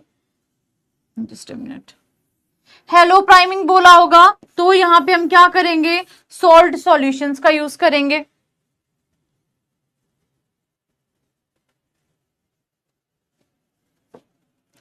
बायो प्राइमिंग बोला होगा, कहां लिखूं, यहां लिख दूं, बायो प्राइमिंग लिखा होगा तो हम यहां पे बेनिफिशियल माइक्रो ऑर्गेनिजम्स का यूज करेंगे, बेनिफिशियल माइक्रो ऑर्गेनिज्म का यूज करेंगे। ठीक है, बायो प्राइमिंग बोला होगा तो यहां पे हम जो बेनिफिशियल माइक्रो ऑर्गेनिजम्स है उनका यूज करेंगे। ठीक है, ओके। अगर हार्मोनल बायो प्राइमिंग बोला होगा तो क्या करेंगे, हार्मोन्स, ग्रोथ रेगुलेटर्स, इनका यूज करेंगे। ठीक है, यहां तक समझ में आया सबको, क्लियर है यहां तक? चलिए, यहां तक सबने नोट कर लिया, अब आगे बात करते हैं। ठीक है, कर लो नोट फटाफट से, फिर आगे बात करते हैं। सीड बायो प्राइमिंग की ही आगे हम बात करेंगे अभी फटाफट से। ठीक है,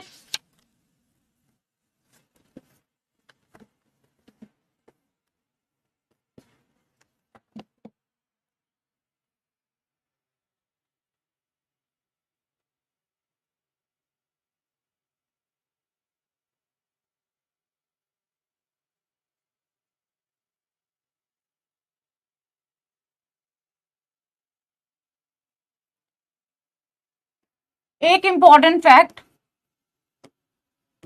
ऑस्मो प्राइमिंग में एक केमिकल है पॉलीइथाइलिन ग्लाइकोल, जो कि PEG 6000 के नाम से भी जाना जाता है। It is the most suitable, it is the most suitable, ये पॉइंट नोट कर लो। ठीक है, कि ये जो केमिकल है ये आपका सबसे ज्यादा सुटेबल केमिकल है, पॉलीइथाइलिन ग्लाइकोल।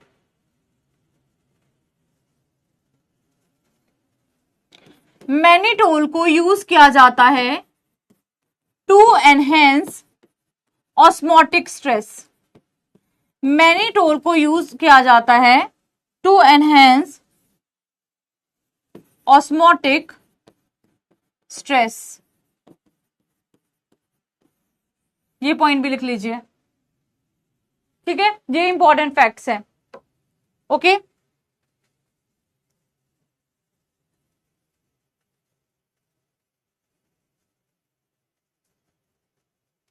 चलिए, यहां तक समझ में आया। नाउ हमने सीड बायो प्राइमिंग में क्या क्या बोला कि solid matrix priming is mixing with the inorganic और organic career.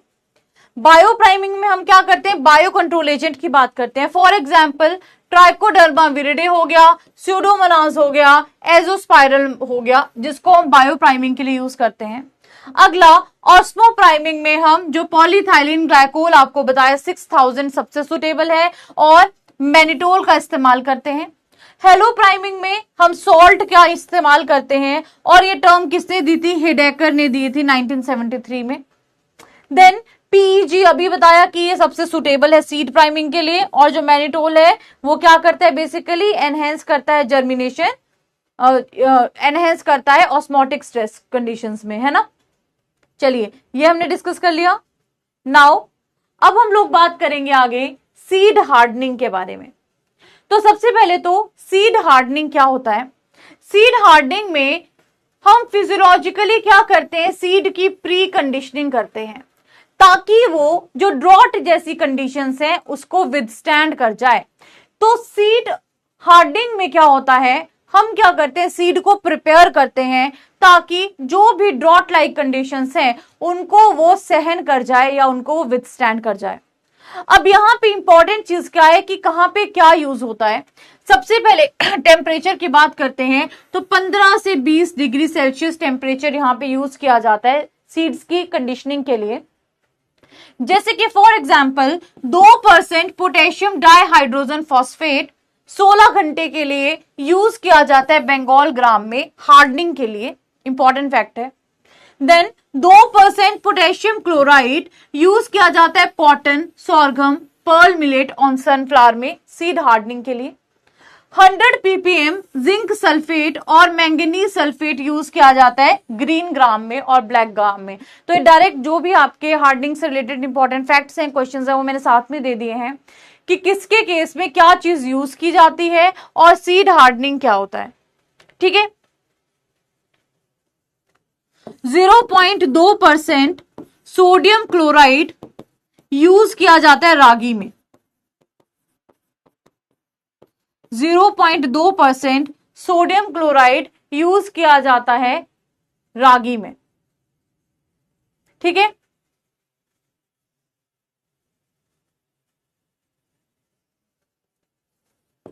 Zero 0.5% calcium chloride use किया जाता है ग्राउंड नट में सीड हार्डनिंग के लिए। ठीक है, इस पॉइंट को नोट कर लो, फटाफट से नोट कर लो, फिर आगे डिस्कस करते हैं। ठीक है, यहां तक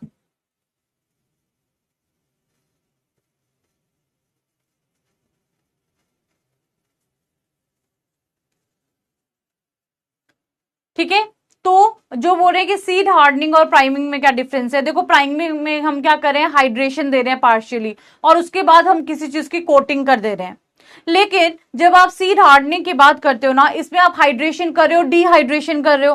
क्यों कर रहे हो, ताकि जब ड्रॉट की कंडीशन आए तो सीड उसको एक्सट्रीम कंडीशंस को सहन कर जाए। तो यहाँ पे जब हम सीड हार्डनिंग की बात करें, इसमें हम हाइड्रेशन डिहाइड्रेशन का साइकिल चलता है, जबकि आप अगर प्राइमिंग की बात करते हो तो उसमें पार्शियल हाइड्रेशन की हम बात करते हैं। क्लियर है थे आप?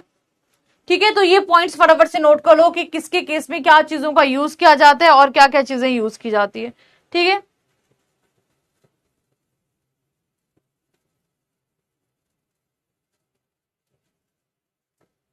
चलिए नेक्स्ट पॉइंट हमारे पास में है। तो सीड क्वालिटी में एक हमने बायो प्राइमिंग पढ़ लिया, एक हमने सीड हार्डनिंग पढ़ लिया। नाउ बाकी एग्जांपल जैसे कि ब्रासिनोलीड की हम बात करें तो ये ग्रोथ रेगुलेटर यूज होता है रागी में। देन ग्रोथ रेगुलेटर्स बाकी अगर हम बात करें, एनए है, आईए है, आईबी है, काउ यूरिन है, ये सारे आपके यूज होते हैं सीड हार्डनिंग के लिए।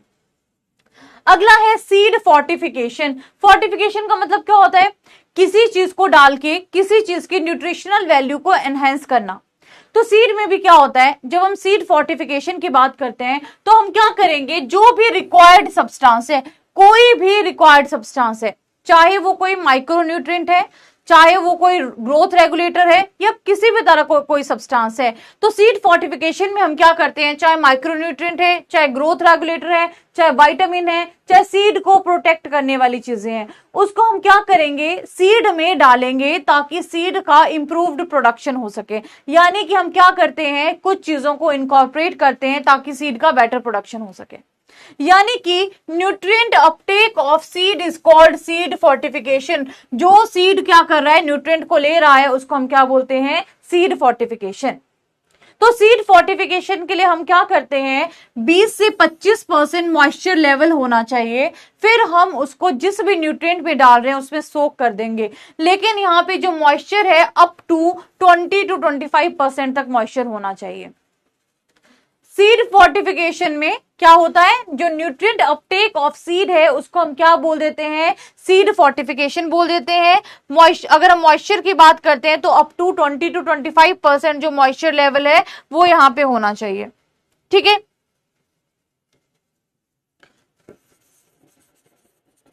जितना सीड है उतना इक्वल वॉल्यूम ऑफ जो भी लिक्विड है, जो भी न्यूट्रिएंट है उसको हम यूज करते हैं। जितना सीड है उतना ही इक्वल वॉल्यूम ऑफ न्यूट्रिएंट हम क्या करेंगे, यहां पे यूज करेंगे, equal volume of solution use करेंगे। नेक्स्ट, किस चीज को यूज किया जाता है इस टाइम पे सीड में रेस्पिरेशन को इंक्रीज करने के लिए। जब भी हम सीड फोर्टिफिकेशन करते हैं तो देखो exchange of gases basically respiration के थ्रू होगा, कुछ चीजें अंदर भी जाएंगी। तो जो आपका फोर्टिफिकेशन होता है उसमें एक चीज को यूज किया जाता है ताकि जो सीड का रेस्पिरेशन है वो बढ़ सके, दैट इज मैग्नीशियम। इसको नोट कर लो,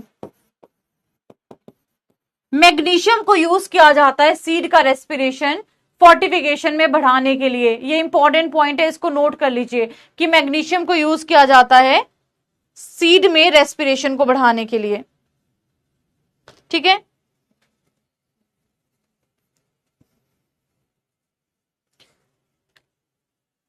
मैग्नीशियम या उससे रिलेटेड सॉल्ट्स, मैग्नीशियम और सॉल्ट्स। ठीक है, मैग्नीशियम के salts. Next is seed pelleting. अब बताओ सीड पैलेटिंग क्या होता है, आपने बड़ी जगह पे पढ़ा होगा सीड पैलेटिंग। फटाफट से बताओ सीड पैलेटिंग क्या होता है। हाँ जी बताइए फटाफट से, क्या होता है, बहुत जगह पे पढ़ा होगा।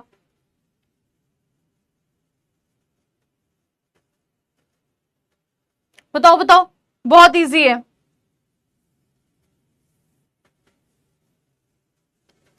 और आपने सुना होगा कि जो CMC है, कार्बोक्सी मिथाइल सेलुलोज है, वो बहुत कॉमनली इसके लिए यूज किया जाता है।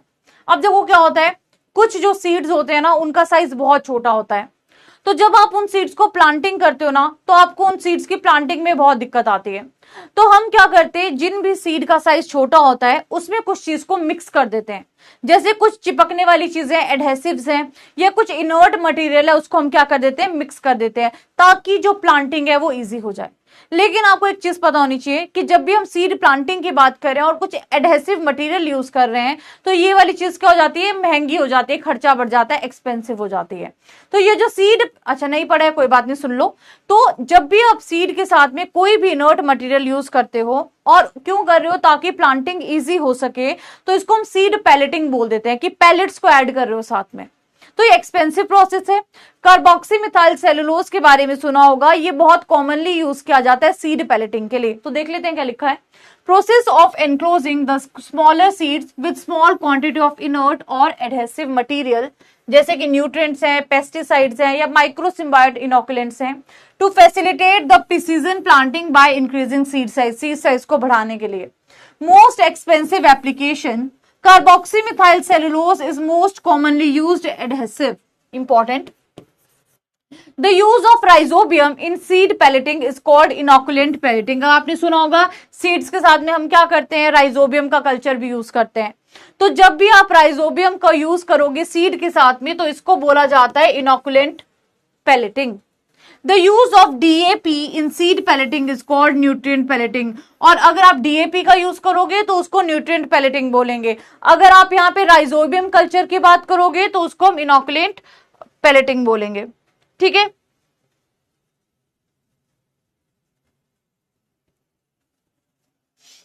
यहां तक समझ आया? सैंड अभी प्राइमिंग में पढ़ा ना त्याग, आप कंफ्यूज क्यों हो रहे हो? मॉइस्ट सैंड अभी हमने प्राइमिंग में पढ़ा ना। चलिए यहां तक पता चल गया सबको, इंपॉर्टेंट पॉइंट्स नोट कर लिए फटाफट से।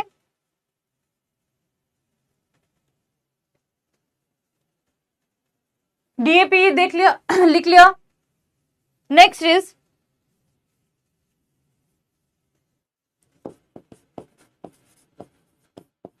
हाइड्रोफिलिक कोटिंग जो होती है इसमें वो की जाती है मैग्नीशियम कार्बोनेट के साथ। जो हाइड्रोफिलिक कोटिंग होती है वो की जाती है मैग्नीशियम कार्बोनेट के साथ। ठीक है, राइट।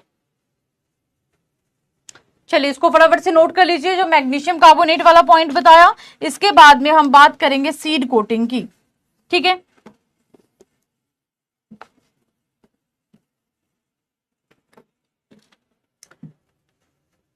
ठीक है, यहां पे दिया हुआ है पॉइंट। अब यहां पे आपसे एक सीक्वेंस पूछा जाता है कि बताओ सीड में अगर आपको कोई प्रोसेसिंग करनी है तो क्या सीक्वेंस रहता है। तो आपको पता होना चाहिए सबसे पहले हम micro organism, then colouring agent, फिर माइक्रो न्यूट्रिएंट, फिर इंसेक्टिसाइड यूज करते हैं और फिर फंजिसाइड यूज करते हैं। ये क्वेश्चन पूछा भी जाता है। ठीक है, सीक्वेंस पूछा भी जाता है। आपको पता होना चाहिए कि आउटर लेयर से इनर लेयर की अगर हम बात करते हैं तो क्या क्या यूज करते हैं। ठीक है, outer to inner layer sequence पूछा जाता है।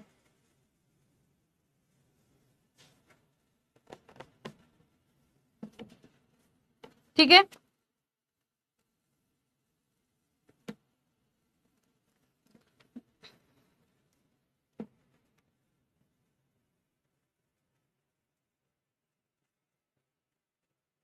राइट, कर लिया नोट। हाँ जी, यहां तक कर लिया note. Okay then now next is seed storage. अब अगला टॉपिक क्या है, सीड स्टोरेज। अब देखो सीड कलरिंग आपको पता है ये सबसे ज्यादा मेन ट्रीटमेंट है मार्केट वैल्यू को बढ़ाने के लिए। जो पीछे सीड कलरिंग दिया था है ना, मार्केट वैल्यू को बढ़ाने के लिए होता है। नाउ अब हम बात करेंगे सीड स्टोरेज के बारे में। तो सीड स्टोरेज में आप सबने सुना होगा, एक होता है इंसिटू जर्म प्लाज्म मेंटेनेंस, एक आपने सुना होगा हमारे पास होता है ex situ germ plasm maintenance. तो हम इसके बारे में बात करेंगे कि जर्म प्लाज्म मेंटेनेंस क्या होता है, कैसे की जाती है, इन सिटू क्या होता है, एक्स सिटू क्या होता है, ये सारी डिस्कशन अभी हम करेंगे। सबसे पहले तो जितना हमने अभी तक पढ़ा, सबसे पहले तो आप लोग फटाफट से नोटबुक्स में देखिए क्या क्या पॉइंट्स पढ़े। अब हम शुरू करने वाले हैं सीड स्टोरेज के साथ, फटाफट देखेंगे है ना। मैं भी पानी पी लेती हूँ तब तक, चलो फटाफट से।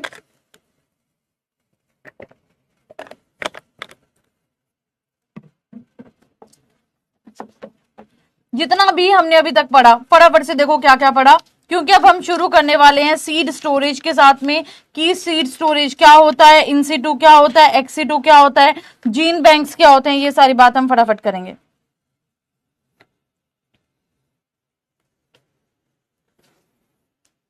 हाँ, एक का आंसर आ गया कि मैम इनसिटू मतलब कि हैबिटेट के अंदर स्टोर करना, सही बोला है। इन विट्रो बोलेंगे तो लैब के अंदर बात कर लेंगे, एक्सिटू बोलेंगे तो आउट ऑफ नेचुरल हैबिटेट हम बात करेंगे। ठीक है, चलिए तो सबसे पहले तो इनसिटू जर्म प्लाज्म मेंटेनेंस की अगर हम बात करते हैं तो हम प्रोटेक्ट कर रहे हैं जर्म प्लाज्म को कहाँ, नेचुरल एनवायरमेंट में। जब भी जर्म प्लाज्म को हम नेचुरल एनवायरमेंट में स्टोर करते हैं या मेंटेन करते हैं तो उसको हम क्या बोल देते हैं, in situ germ plasm maintenance बोल देते हैं। ठीक है, अब ये जो होता है नेचुरल चीजों में जो स्टोर करना होता है वो ज्यादा सुटेबल होता है एज कंपेयर टू हैबिटेट के बाहर लेके जाना।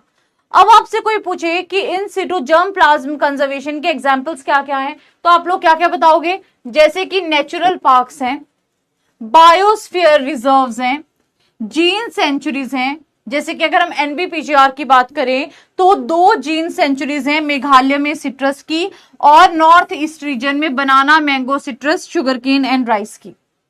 तो अगर हम बात करते हैं in situ germ plasm maintenance की तो कहां पे हो रहा है, नेचुरल हैबिटेट में ही जर्म प्लाज्म मेंटेनेंस हो रहा है। फॉर एग्जाम्पल नेचुरल पार्क्स हो गए, बायोस्फीयर रिजर्व्स हो गए, एनपीपीजीआर की भी बात करोगे तो 2 जीन सेंचुरीज हैं, एक मेघालय में है सिट्रस की और एक नॉर्थ ईस्ट रीजन में है अलग अलग क्रॉप्स के लिए। दूसरा है ex situ germ plasm conservation. तो ex situ germ plasm conservation की जब बात करोगे तो वहां पे हम क्या करते हैं, जो जर्म प्लाज्म को कंजर्व करते हैं वो हैबिटेट से बाहर करते हैं। एक्स मतलब आउट, बाहर, ठीक है। सिटू मीन्स कि उसके नेचुरल हैबिटेट से बाहर हम करेंगे। तो नेचुरल हैबिटेट में क्या तो क्या बोल दिया इन सिटू, और जब out of the natural habitat क्या तो क्या बोल दिया एक्स सिटू बोल दिया। अब एक्स सिटू में अगर हम बात करते हैं, जैसे कि for example Q garden in England, Q garden in England ये किसका एग्जाम्पल है, एक्स सिटू कंजर्वेशन का है। अगला प्लांट या फिर फील्ड जीन बैंक। अब प्लांट या फील्ड जीन बैंक में अगर हम बात करेंगे तो मेनली जैसे कि रिकैल्सिट्रेंट सीड्स हैं, मलेशिया में जैसे ऑयल पाम है, इंडोनेशिया में कोकोनट के लिए, फिलीपींस में बनाना के लिए, इंडिया में अंडमान एंड निकोबार में बनाना के लिए, ये आपके एग्जाम्पल्स हैं ऑफ एक्स सिटू कंजर्वेशन। ठीक है, राइट, ओके, पता चल गया एग्जाम्पल्स, सारे एग्जाम्पल्स मैंने यहां पे दे दिए जो जो है मेन। ठीक है, कि फील्ड जीन बैंक्स कहाँ है, मेनली रिकैल्सिट्रेंट सीड्स के लिए हैं, इंडिया में कहां पे है, किस चीज के लिए है, ये सारे एग्जाम्पल्स यहां पे दे दिए गए हैं, तो आप इसको देख सकते हैं। अगला हमारे पास में इन विट्रो कंजर्वेशन। तो इन विट्रो कंजर्वेशन का मतलब क्या होता है कि हम क्या कर रहे हैं, लैब में कंजर्वेशन कर रहे हैं। जब भी आप फ्रीजिंग टेम्परेचर पे कंजर्वेशन करोगे या कोल्ड स्टोरेज तो हम क्या बोल देते हैं, क्रायो प्रिजर्वेशन। जैसे कि -196 डिग्री सेल्सियस पे अगर कर रहे हो तो उसको हम क्या बोल देते हैं, क्रायो प्रिजर्वेशन बोल देते हैं।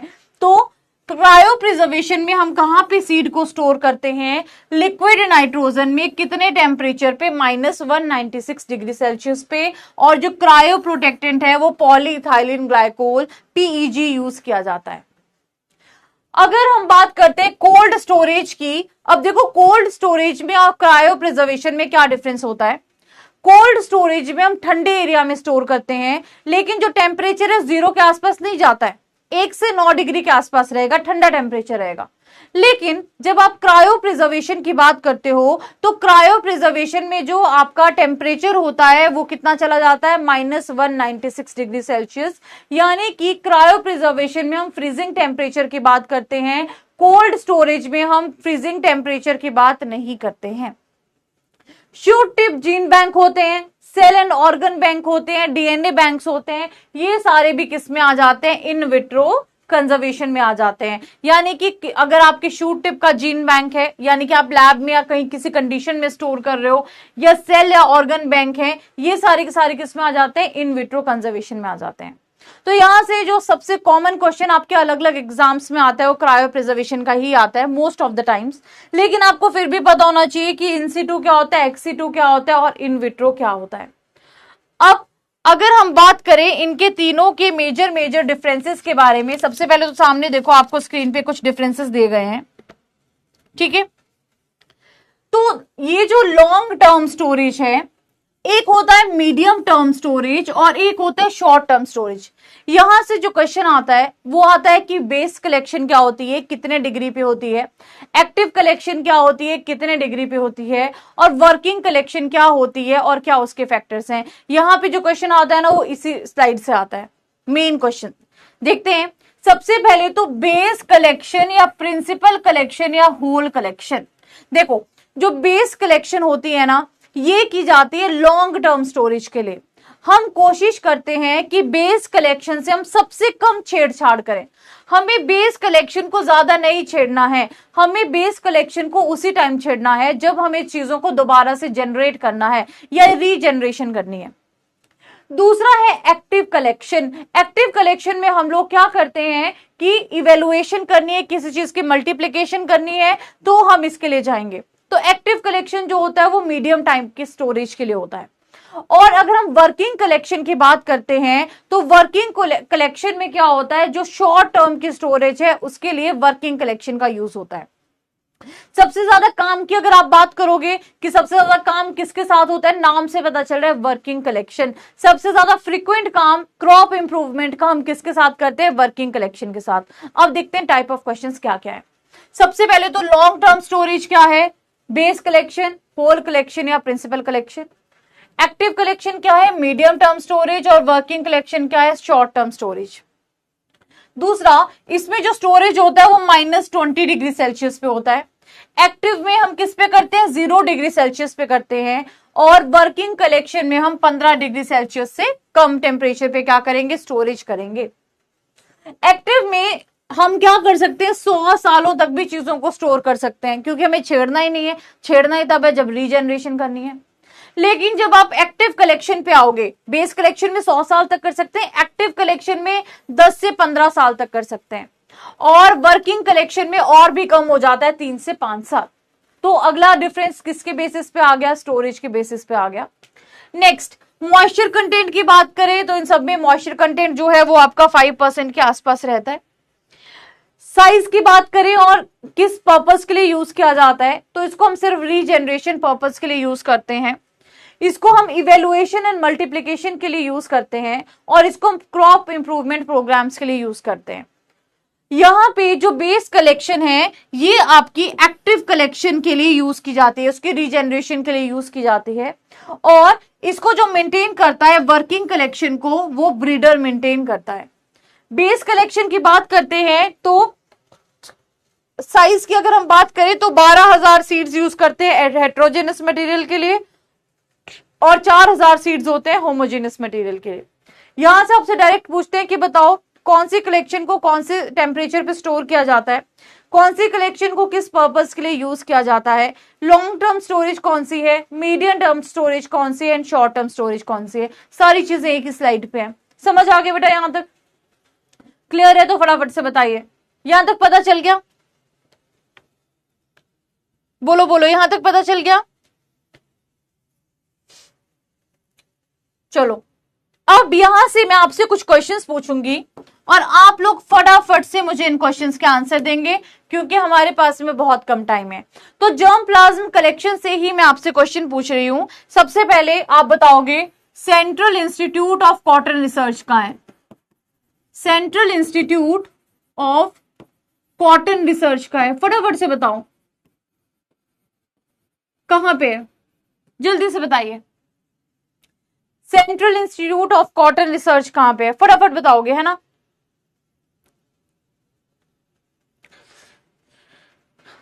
चलो फटाफट से आंसर करो बेटा, जल्दी से। ऑप्शंस देने की जरूरत है तो बता दो, अगर ऑप्शंस चाहिए तो भी बता दो। Central institute of cotton research कहां पे है?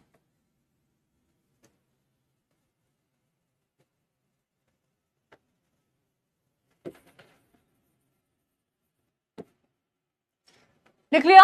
हाँ जी बताइए। नागपुर में है, ठीक है। Central plantation crop research institute कहां है, बताओ फटाफट, ये कहां पे है? हाँ जी बताइए फटाफट से। Central plantation crop research institute कहां पे है, फटाफट से बताओ। अगला, सेंट्रल पोटैटो रिसर्च इंस्टीट्यूट कहां पे है? जर्म प्लाज्म की बात कर रहे हैं ना, तो हमें ये सारे इंस्टीट्यूट पता होने चाहिए, जितने भी इंस्टीट्यूट है। आपने बाकी क्रॉप्स में भी पढ़े होंगे, मैं तो ऐसे आपका टेस्ट ले रही हूं। हाँ बताओ फटाफट। चलिए, थ्याग का आंसर आया है कसरगोड, सही है बिल्कुल, ठीक है, कसरगोड में ही है। CPRI कहां है?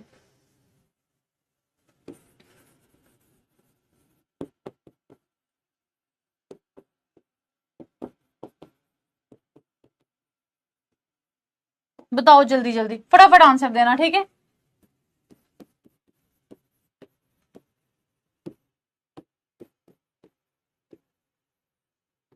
जल्दी बताना। हाँ जी, सेंट्रल पोटैटो रिसर्च इंस्टीट्यूट कहां है? आशीष का आंसर है, राधा का आंसर है, शुभम का भी आंसर आ गया, शिमला, सही है। अगला बताइए, सेंट्रल ट्यूबर रिसर्च इंस्टीट्यूट कहां है, फटाफट से बताना, ठीक है।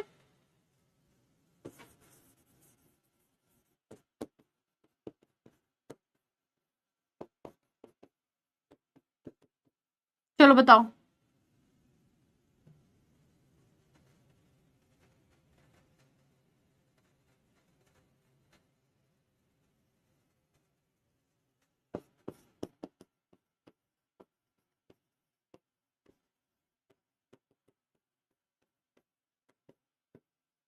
आपके पास है इसके नोट्स बेटा? कौन सा इंस्टीट्यूट कहाँ पे है या मैं प्रोवाइड करूं?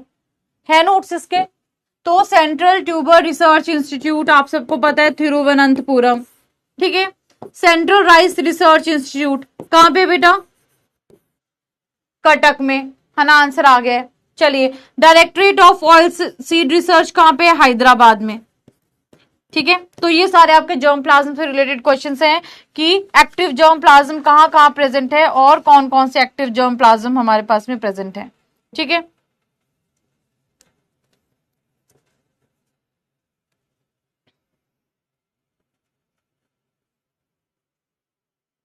चलिए, अब मुझे एक बात बताओ, ये जितने भी आपके जर्म प्लाज्म कलेक्शंस है, ये एग्जाम्पल किसके हैं? जो भी एक्टिव जर्म प्लाज्म कलेक्शन है ना, बहुत सारे एग्जांपल्स है इसमें, जितने भी रिसर्च इंस्टीट्यूट्स हैं सारे आ जाएंगे। अब मुझे एक बात बताओ, आपके पास में इसकी लिस्ट है या मैं प्रोवाइड करूं? सबको पता है कौन सा इंस्टीट्यूट कहाँ पे है लिस्ट, या मैं दूं यहां से? बताओ मुझे फटाफट से। श्रद्धा, शुभम, राधा, ओम प्रकाश, जितने भी बच्चे क्लास अटेंड कर रहे हैं, बताओ मुझे लिस्ट है या मैं प्रोवाइड करूं? बोलो।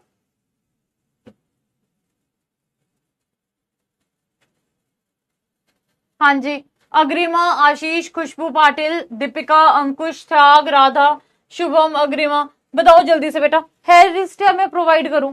है ना सबके पास? अगर चाहिए होगी तो बता देना, मैं आपको दे दूंगी। है लिस्ट सबके पास? ठीक है, तो आपने यानी कि ये सेक्शन पढ़ा हुआ है, मुझे इसको करवाने की जरूरत है सारे इंस्टीट्यूट्स की। कर लोगे ना कंप्लीट? बताओ,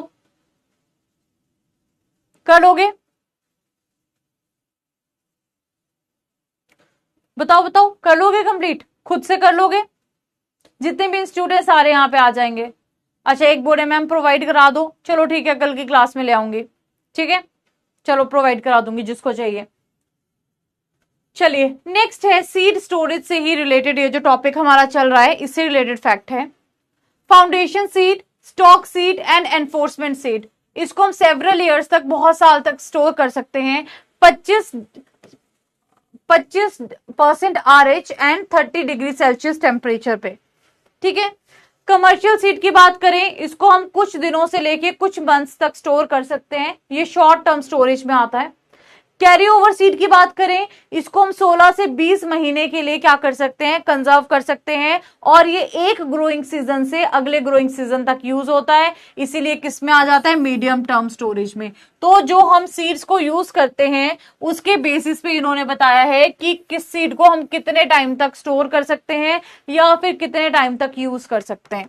तो फाउंडेशन सीड हो गया, स्टॉक सीड हो गया, एनफोर्समेंट सीड हो गया, इसको बहुत साल तक हम यूज कर सकते हैं। कमर्शियल सीड की बात करें, इसको हम शॉर्ट टर्म स्टोरेज के लिए यूज कर सकते हैं, और कैरी ओवर सीड की बात करें, इसको हम मीडियम टर्म स्टोरेज के लिए यूज कर सकते हैं। क्या बोल रहे हैं कि मैम हॉर्टिकल्चर में भी कवर हुआ है और जनरल एग्रीकल्चर में भी, ठीक है, कोई बात नहीं, अगर कवर हुआ है तो बहुत बढ़िया बात है, अगर नहीं हुआ है तो मैं भी लिस्ट दे दूंगी, ऐसी मुझे कोई दिक्कत नहीं है, चाहिए होगा तो बता देना, ठीक है। चलिए, सो यहां तक समझ आ गया?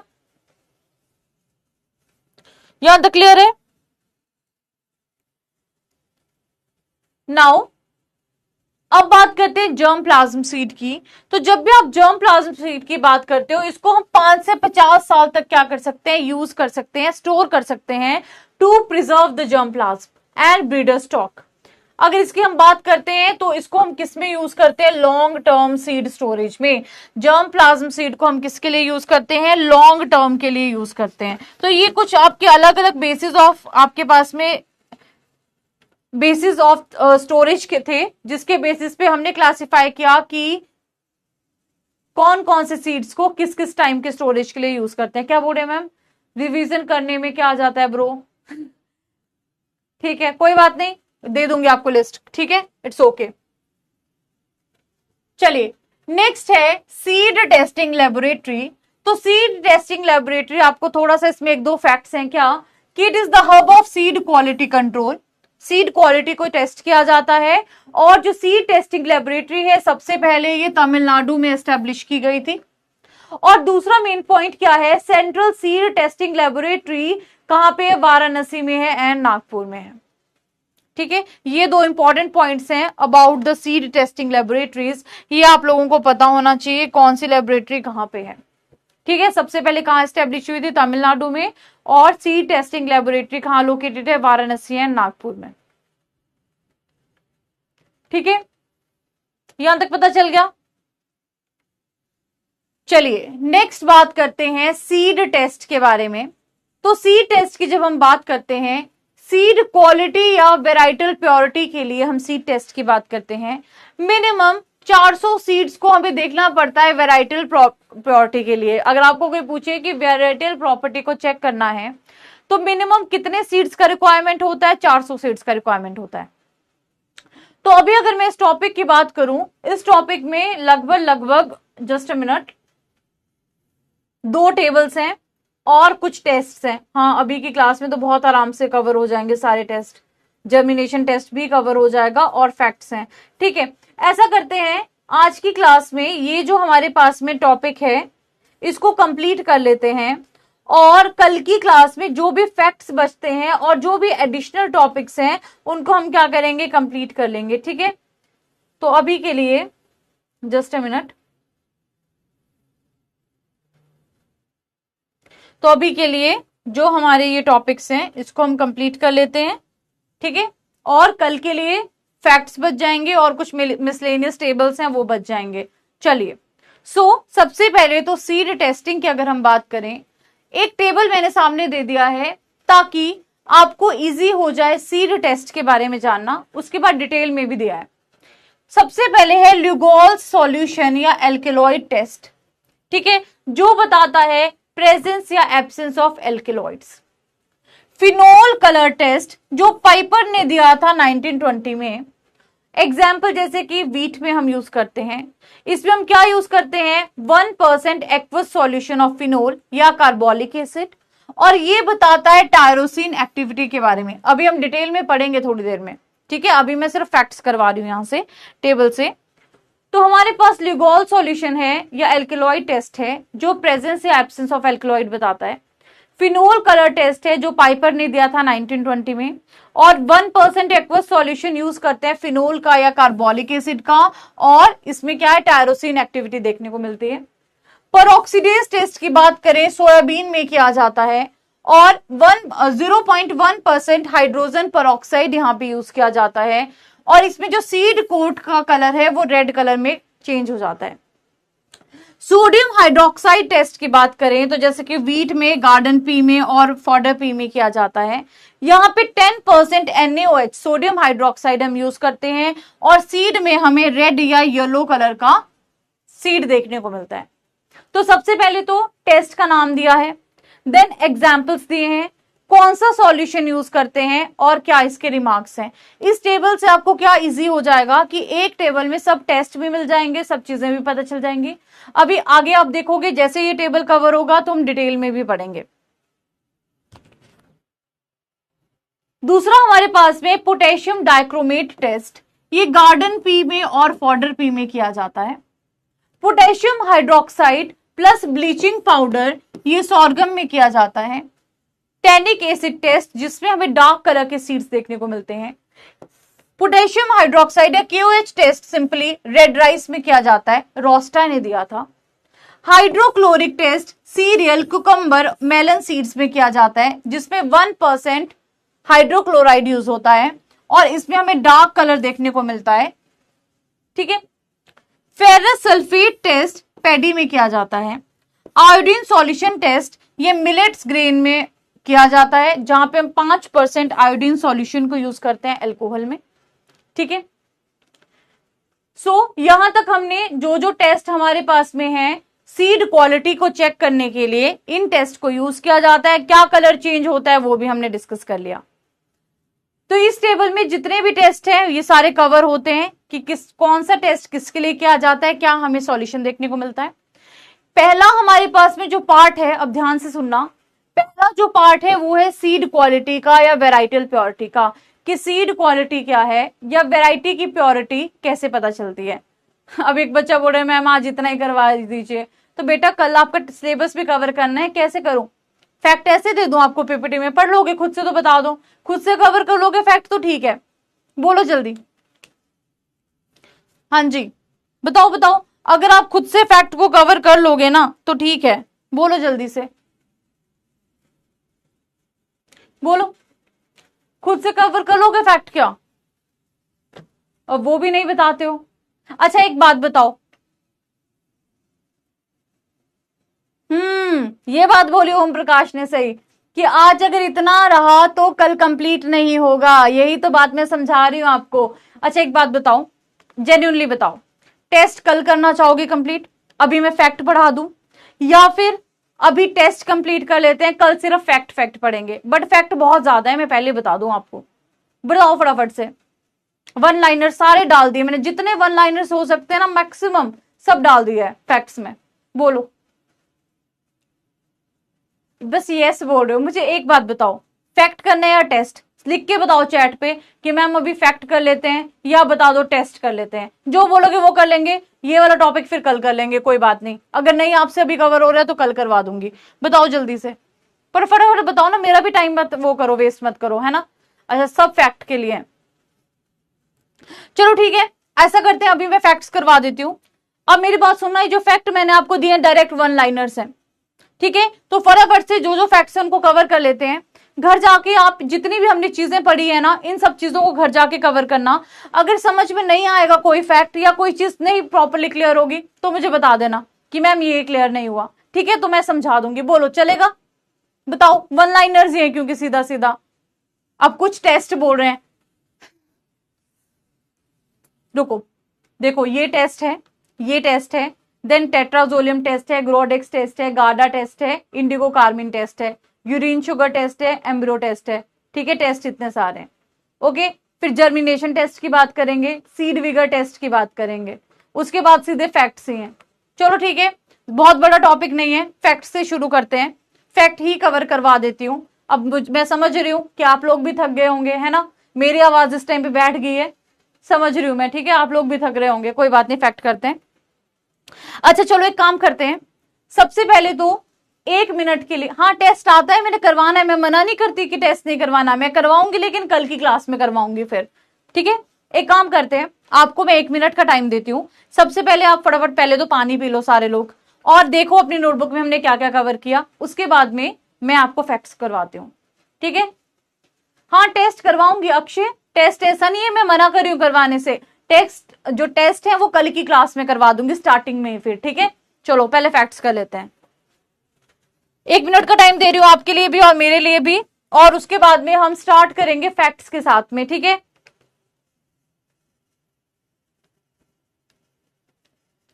ठीक है,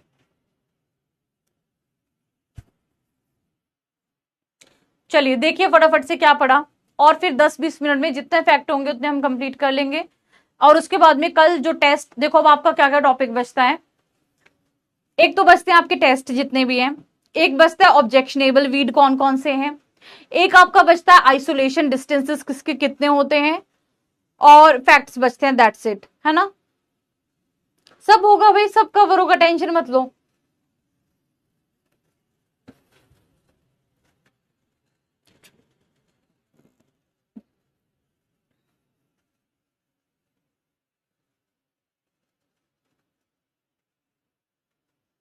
करें अब शुरू बच्चों, अब तो करना ही पड़ेगा, है ना। चलो थोड़ी देर पढ़ लेते हैं, 5-10 मिनट पहले आपको छोड़ दूंगी, ओके। अब पढ़ लो, थोड़ी देर पढ़ लो प्लीज, ठीक है, क्योंकि कल की क्लास में भी तो चीजें कवर करनी है ना। और अगर कल जल्दी खत्म हो जाता है ना, तो अगर मान लो 1 घंटे में कल क्लास खत्म हो गई तो 1 घंटे में छोड़ दूंगी, आधे घंटे में खत्म हो गया सिलेबस तो आधे घंटे में कल कवर कर लेंगे, ठीक है, ओके। आज के लिए थोड़ा सा पढ़ लेते हैं, कोई बात नहीं, अगर कल दिक्कत हुई तो कल फिर 3 घंटे कैसे बैठोगे पढ़ने, ये भी बात है ना। तो कोई बात नहीं, आज के जो सिलेबस है मैक्सिमम आज कवर कर लेते हैं, बाकी जो बचेगा वो सारा कल कवर करेंगे, ओके। देन देखो, test weight is the weight of 1000 seeds. अब जहां पे किसी को समझ नहीं आएगा वहां पे पूछ लेना, घर जाके पढ़ना फैक्ट्स, जहां समझ नहीं आएगा मुझसे दोबारा पूछ लेना, ठीक है, ओके। चलो टेस्ट वेट, अब इसको मैं आराम से साइड में खड़े होके पढ़ती हूँ, ठीक है, okay. So test weight is the weight of 1000 seeds. It is used in case of small seeds where individual grains are too small. For example, rice and wheat. कि जो टेस्ट वेट होता है, टेस्ट वेट जो होता है आपका 1000 seeds का wait होता है, ये कहाँ पे यूज करते हैं? स्मॉल सीड्स के केस में, जहां पे इंडिविजुअल जो वेट होता है वो बहुत छोटा होता है, जैसे कि राइस हो गया, व्हीट हो गया। सीड इंडेक्स क्या होता है? Weight of 100 seeds. 100 सीड्स का जो वेट होता है उसको सीड इंडेक्स बोलते हैं। ये आपका बोल्ड सीड ग्रेन्स में यूज होता है जिसके सीड्स बड़े होते हैं। फॉर एग्जाम्पल ग्राउंडनट हो गया, ग्राम हो गया, मेज हो गया। अब यहाँ पे ना एक टेबल है that is test weight of crop seeds का। मैंने आपको ये टेबल देना था लेकिन ये मैं आपको कल की क्लास में दूंगी, ठीक है। मैंने सोचा था आपको होमवर्क दूंगी बट कोई बात नहीं, मैं अपने एंड से दे दूंगी। चलिए अगला क्या है, प्योरिटी परसेंट क्या होता है, weight of pure seed divided by total number of working sample into 100। Purity percent का मतलब होता है कितना सीड हमारे पास प्योर है। तो out of total working lot, जितना हमारे पास में टोटल वर्किंग सैंपल है उसमें से कितना सीड हमारे पास प्योर है इनटू 100 क्या होता है, प्योरिटी परसेंट होता है। अगला है फिजिकल प्योरिटी क्या होता है और जेनेटिक प्योरिटी क्या होता है। तो फिजिकल प्योरिटी की जब भी हम बात करते हैं, फिजिकल प्योरिटी का मतलब होता है कि कोई भी इनर्ट मटेरियल, ब्रोकन या इन्फेस्टेड सीड्स, डैमेज सीड्स या अनवायबल सीड्स नहीं है। मैक्सिमम क्रॉप में जो फिजिकल प्योरिटी होती है वो 98% होती है। सोयाबीन और सेसमी में 97% है, ग्राउंडनट एंड स्पिनच में 96% है और कैरेट में 95% है। जेनेटिक प्योरिटी का मतलब होता है absence of seeds of other varieties of the same crop as well as other crop. ये बोल रहा है कि जेनेटिक प्योरिटी क्या होता है कि एक तो जो दूसरी वैरायटी के सीड्स हैं, चाहे वो सेम क्रॉप के हैं चाहे दूसरी क्रॉप के हैं, यहाँ पे प्रेजेंट नहीं होंगे। कैसे डिटरमाइन करते हैं जेनेटिक प्योरिटी को चेक करने के लिए, हम करते हैं फील्ड प्लॉट टेस्ट या फिर करते हैं ग्रो आउट टेस्ट। अगला है इम्प्योरिटी परसेंट यानी कि डॉकेज। डॉकेज क्या होता है, इम्प्योर सीड का कितना वेट है डिवाइडेड बाय वर्किंग सैंपल का कितना वेट है इनटू 100। यानी कि डॉकेज क्या होता है कि टोटल सीड में से कितना सीड हमारा इम्प्योर है। सीड जर्मिनेशन की टोटल नंबर ऑफ सीड्स में से कितनी सीडलिंग्स हमारी जर्मिनेट की इनटू 100। ये आपका सीड जर्मिनेशन परसेंट होता है कि कितनी सीड जर्मिनेशन है, ठीक है। ये अलग है, ये अलग है। इम्प्योरिटी में क्या बोला कि weight of impure seed divided by total weight of working sample into 100, जबकि सीड जर्मिनेशन क्या होता है, number of seedlings divided by total number of seeds into 100। अगला isolation distance, separation of the field of a variety from that of another variety of the same crop and in order to avoid contamination through natural outcrossing। कि क्या होता है ना, एक ही field में जब आपने दो वैरायटी लगाई है तो आपको एक वैरायटी से दूसरी वैरायटी को अलग रखना पड़ेगा, डिस्टेंस पे रखना पड़ेगा ताकि वहां पे नेचुरली क्या है क्रॉसिंग ना हो जाए। तो ऐसे डिस्टेंस को बोलते हैं आइसोलेशन डिस्टेंस। इसका भी एक टेबल है, वो कल की क्लास में दूंगी। Isolation distance self pollinated crop में बहुत कम होता है, देन क्रॉस पॉलिनेटेड में और देन क्रॉस पॉलिनेटेड में ज्यादा होता है। यानी कि सबसे कम होगा सेल्फ पॉलिनेटेड में, फिर ऑफन क्रॉस पॉलिनेटेड में और सबसे ज्यादा होगा क्रॉस पॉलिनेटेड में। जैसे आप राइस की बात करते हो वहां पे 3 मीटर हमें आइसोलेशन डिस्टेंस देखने को मिलता है। तो सेल्फ पॉलिनेटेड क्रॉप में अगर हम बात करते हैं सबसे कम देखने को मिलता है ना। जो ऑफन क्रॉस है उसमें ऑब्वियस सी बात है थोड़ा ज्यादा रखेंगे, जो क्रॉस पॉलिनेटेड है उसमें और भी ज्यादा रखेंगे। अगला है रोगिंग क्या होता है। अब कोई भी ऑफ टाइप का प्लांट है, चाहे वो डिजीज्ड प्लांट है चाहे वो दूसरी वैरायटी का मैकेनिकल मिक्सचर है, उसको रिमूव करने को हम रोगिंग बोल देते हैं। तो process of removal of type plants, this is done to avoid contamination through mechanical mixture and natural outcrossing. कि हम क्या करते हैं रोगिंग में जो भी हमारे पास में ऑफ टाइप ऑफ प्लांट्स है उनको हम क्या करते हैं, रिमूव करते हैं। और ये हम किस लिए करते हैं, ताकि कंटेमिनेशन ना हो, चाहे वो नेचुरल आउटक्रॉसिंग से हो रही है चाहे वो मैकेनिकल मिक्सचर से हो रही है। नेक्स्ट, अब टेबल से हमारे पास अलग अलग डिफरेंट, जैसे कि अगर हम बात करते हैं न्यूक्लियस सीड की या ब्रीडर सीड की, इसकी जेनेटिक प्योरिटी हमने क्या बोला था 100% होनी चाहिए। फाउंडेशन की भी 100 होती है, रजिस्टर्ड की भी 100 होती है, सर्टिफाइड की 99.9 है। देन फिजिकल प्योरिटी की बात करते हैं तो इसमें 100 है, फाउंडेशन में 98 है, बाकियों में 98 है, कईयों पे 99 भी होती है। इन शॉर्ट 98 से ज्यादा ही होती है, ठीक है। ये मैंने आपको बताया भी था। नेक्स्ट हमारे पास में है physical purity for different crops, जैसे कि वाटरमेलन और भिंडी में आप देखोगे 99 होती है।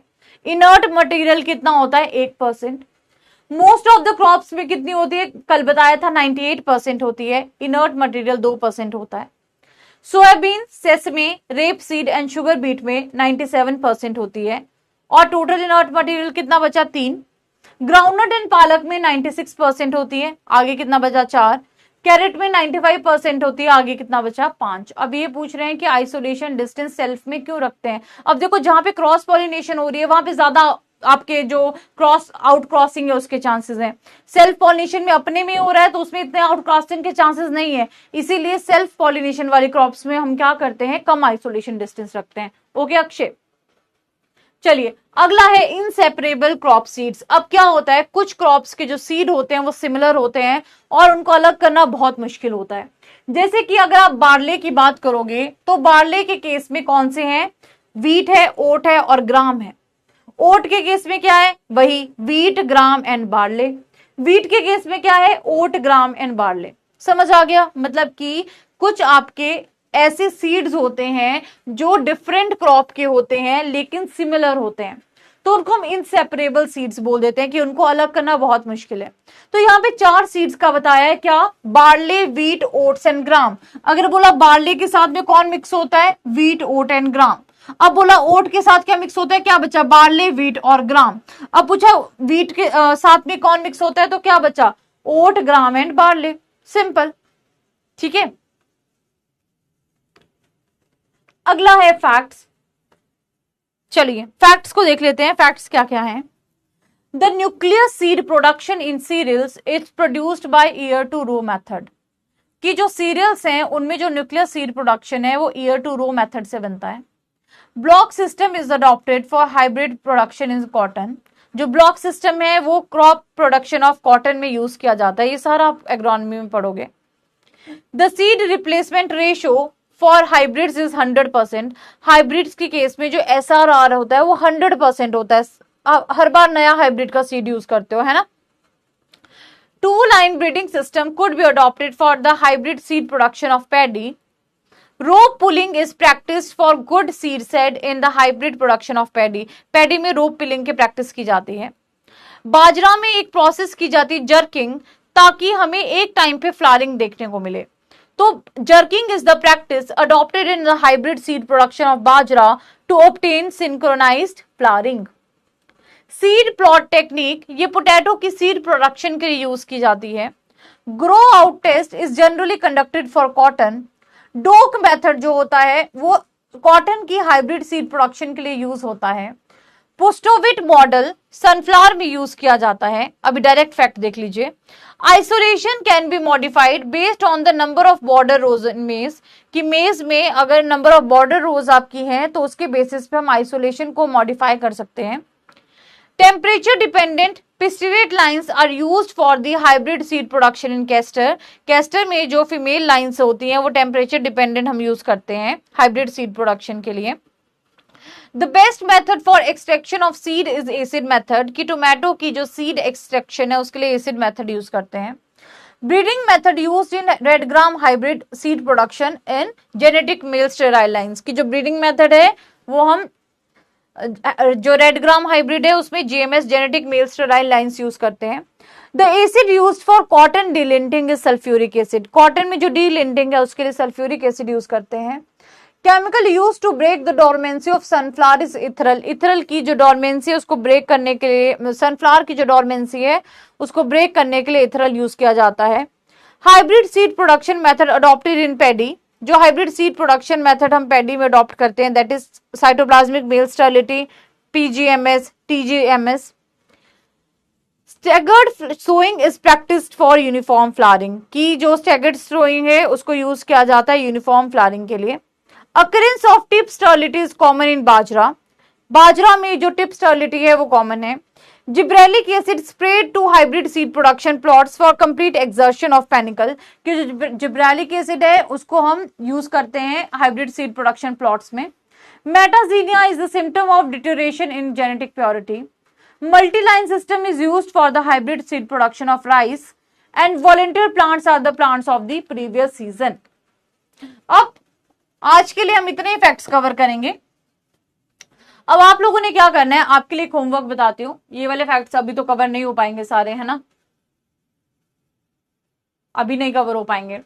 ओके, सो समरी क्या है, हमने बहुत सारी चीजें पढ़ी सीड से रिलेटेड, जैसे कि सीड स्टोरेज के बारे में पढ़ा, प्रोसेसिंग के बारे में पढ़ा, जर्म प्लाज्म के बारे में पढ़ा, ठीक है, एसआरआर के बारे में पढ़ा, एसएमआर के बारे में पढ़ा, ये सारी चीजें पढ़ी, ठीक है।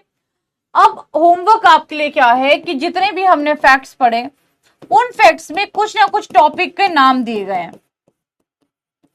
तो जब आप जो भी फैक्ट पढ़ोगे उससे रिलेटेड जो भी टॉपिक आएगा उसको एक बार सर्च करके देखोगे कि यहाँ पे लिखा है साइटोप्लाज्मिक मेल स्टर्निटी, तो आपको देखना है कि साइटोप्लाज्मिक मेल स्टर्निटी क्या होती है, ठीक है। वैसे ही अगर कहीं पे पिस्टिलेट लाइंस आ रही है तो आपको देखना है कि पिस्टिलेट लाइंस क्या होती है, ठीक है, क्योंकि इसमें कुछ चीजें क्या है ब्रीडिंग की हैं और उनकी चीजों को हम जेनेटिक्स एंड प्लांट ब्रीडिंग में कवर करेंगे, ठीक है। तो डायरेक्ट मैंने आपको फैक्ट्स दे दिए हैं, उन फैक्ट्स को आपने डायरेक्ट ऐसे नहीं रट्टे मारते रहे, देखना भी है कि वहां पे कौन सी चीज बोली है। एक बोल रहे मैम डॉकेज, डॉकेज बेटा इम्प्योरिटी की बात करते हैं। अक्षय बोल रहे हैं मैम एस रामानुजन ने दी थी सील प्लॉट टेक्निक, हाँ जी उन्होंने दी थी, ठीक है। तो ये आपका होमवर्क है, जो जो फैक्ट अभी तक पढ़े हैं, जो जो टर्म्स वहां पे आ रही हैं उसको जाओ, उसको देखो कि क्या क्या है। अगर नहीं पता चलेगा तो मुझसे डाउट पोर्टल पे पूछ लेना, ठीक है जी, सफिशिएंट है। तो अब कल की क्लास में जो भी चीजें बच गई हैं कल की क्लास में हम कवर कर लेंगे। आज की क्लास में हमने बहुत मेजर टॉपिक्स को कवर किया है, इसको जाओ अच्छी तरह से पढ़ के आओ, ठीक है। और कल की क्लास में जो भी इंपॉर्टेंट टेबल्स हैं उसको हम पढ़ लेंगे। बाकी जितनी भी चीजें हैं जैसे एक्स्ट्रा कुछ भी मुझे लगता है कि एक आधा कोई टॉपिक होगा, वैसे तो हमने सब कुछ कर दिया है, लेकिन जितना भी हमारे पास में एक्स्ट्रा चीजें होंगी वो सारी हम कहां पे कवर करेंगे बताओ, शॉर्ट नोट्स में, ठीक है। अगर आपको लगता है कि एक आधा टॉपिक कोई है या कोई डेफिनेशन है वो सारी आपको शॉर्ट नोट्स में मिल जाएगी। फिर भी अगर आपको कहीं पे किसी टॉपिक में दिक्कत आ रही है तो आप लोग डाउट पोर्टल पे पूछ सकते हो, ठीक है जी। बताओ कंक्लूड करें आज का सेशन, बताइए कोई डाउट है तो बोलो फटाफट से। चलो देखते हैं जेनेटिक्स एंड प्लांट ब्रीडिंग का भी, है ना, देखते हैं क्या बनता है। क्या चाहते हो, किससे पढ़ना चाहते हो जेनेटिक्स, बता दो मुझे पहले बताओ तो बता दो फटाफट से, बताओ। तो सीड हमारा कल खत्म हो जाएगा, ठीक है।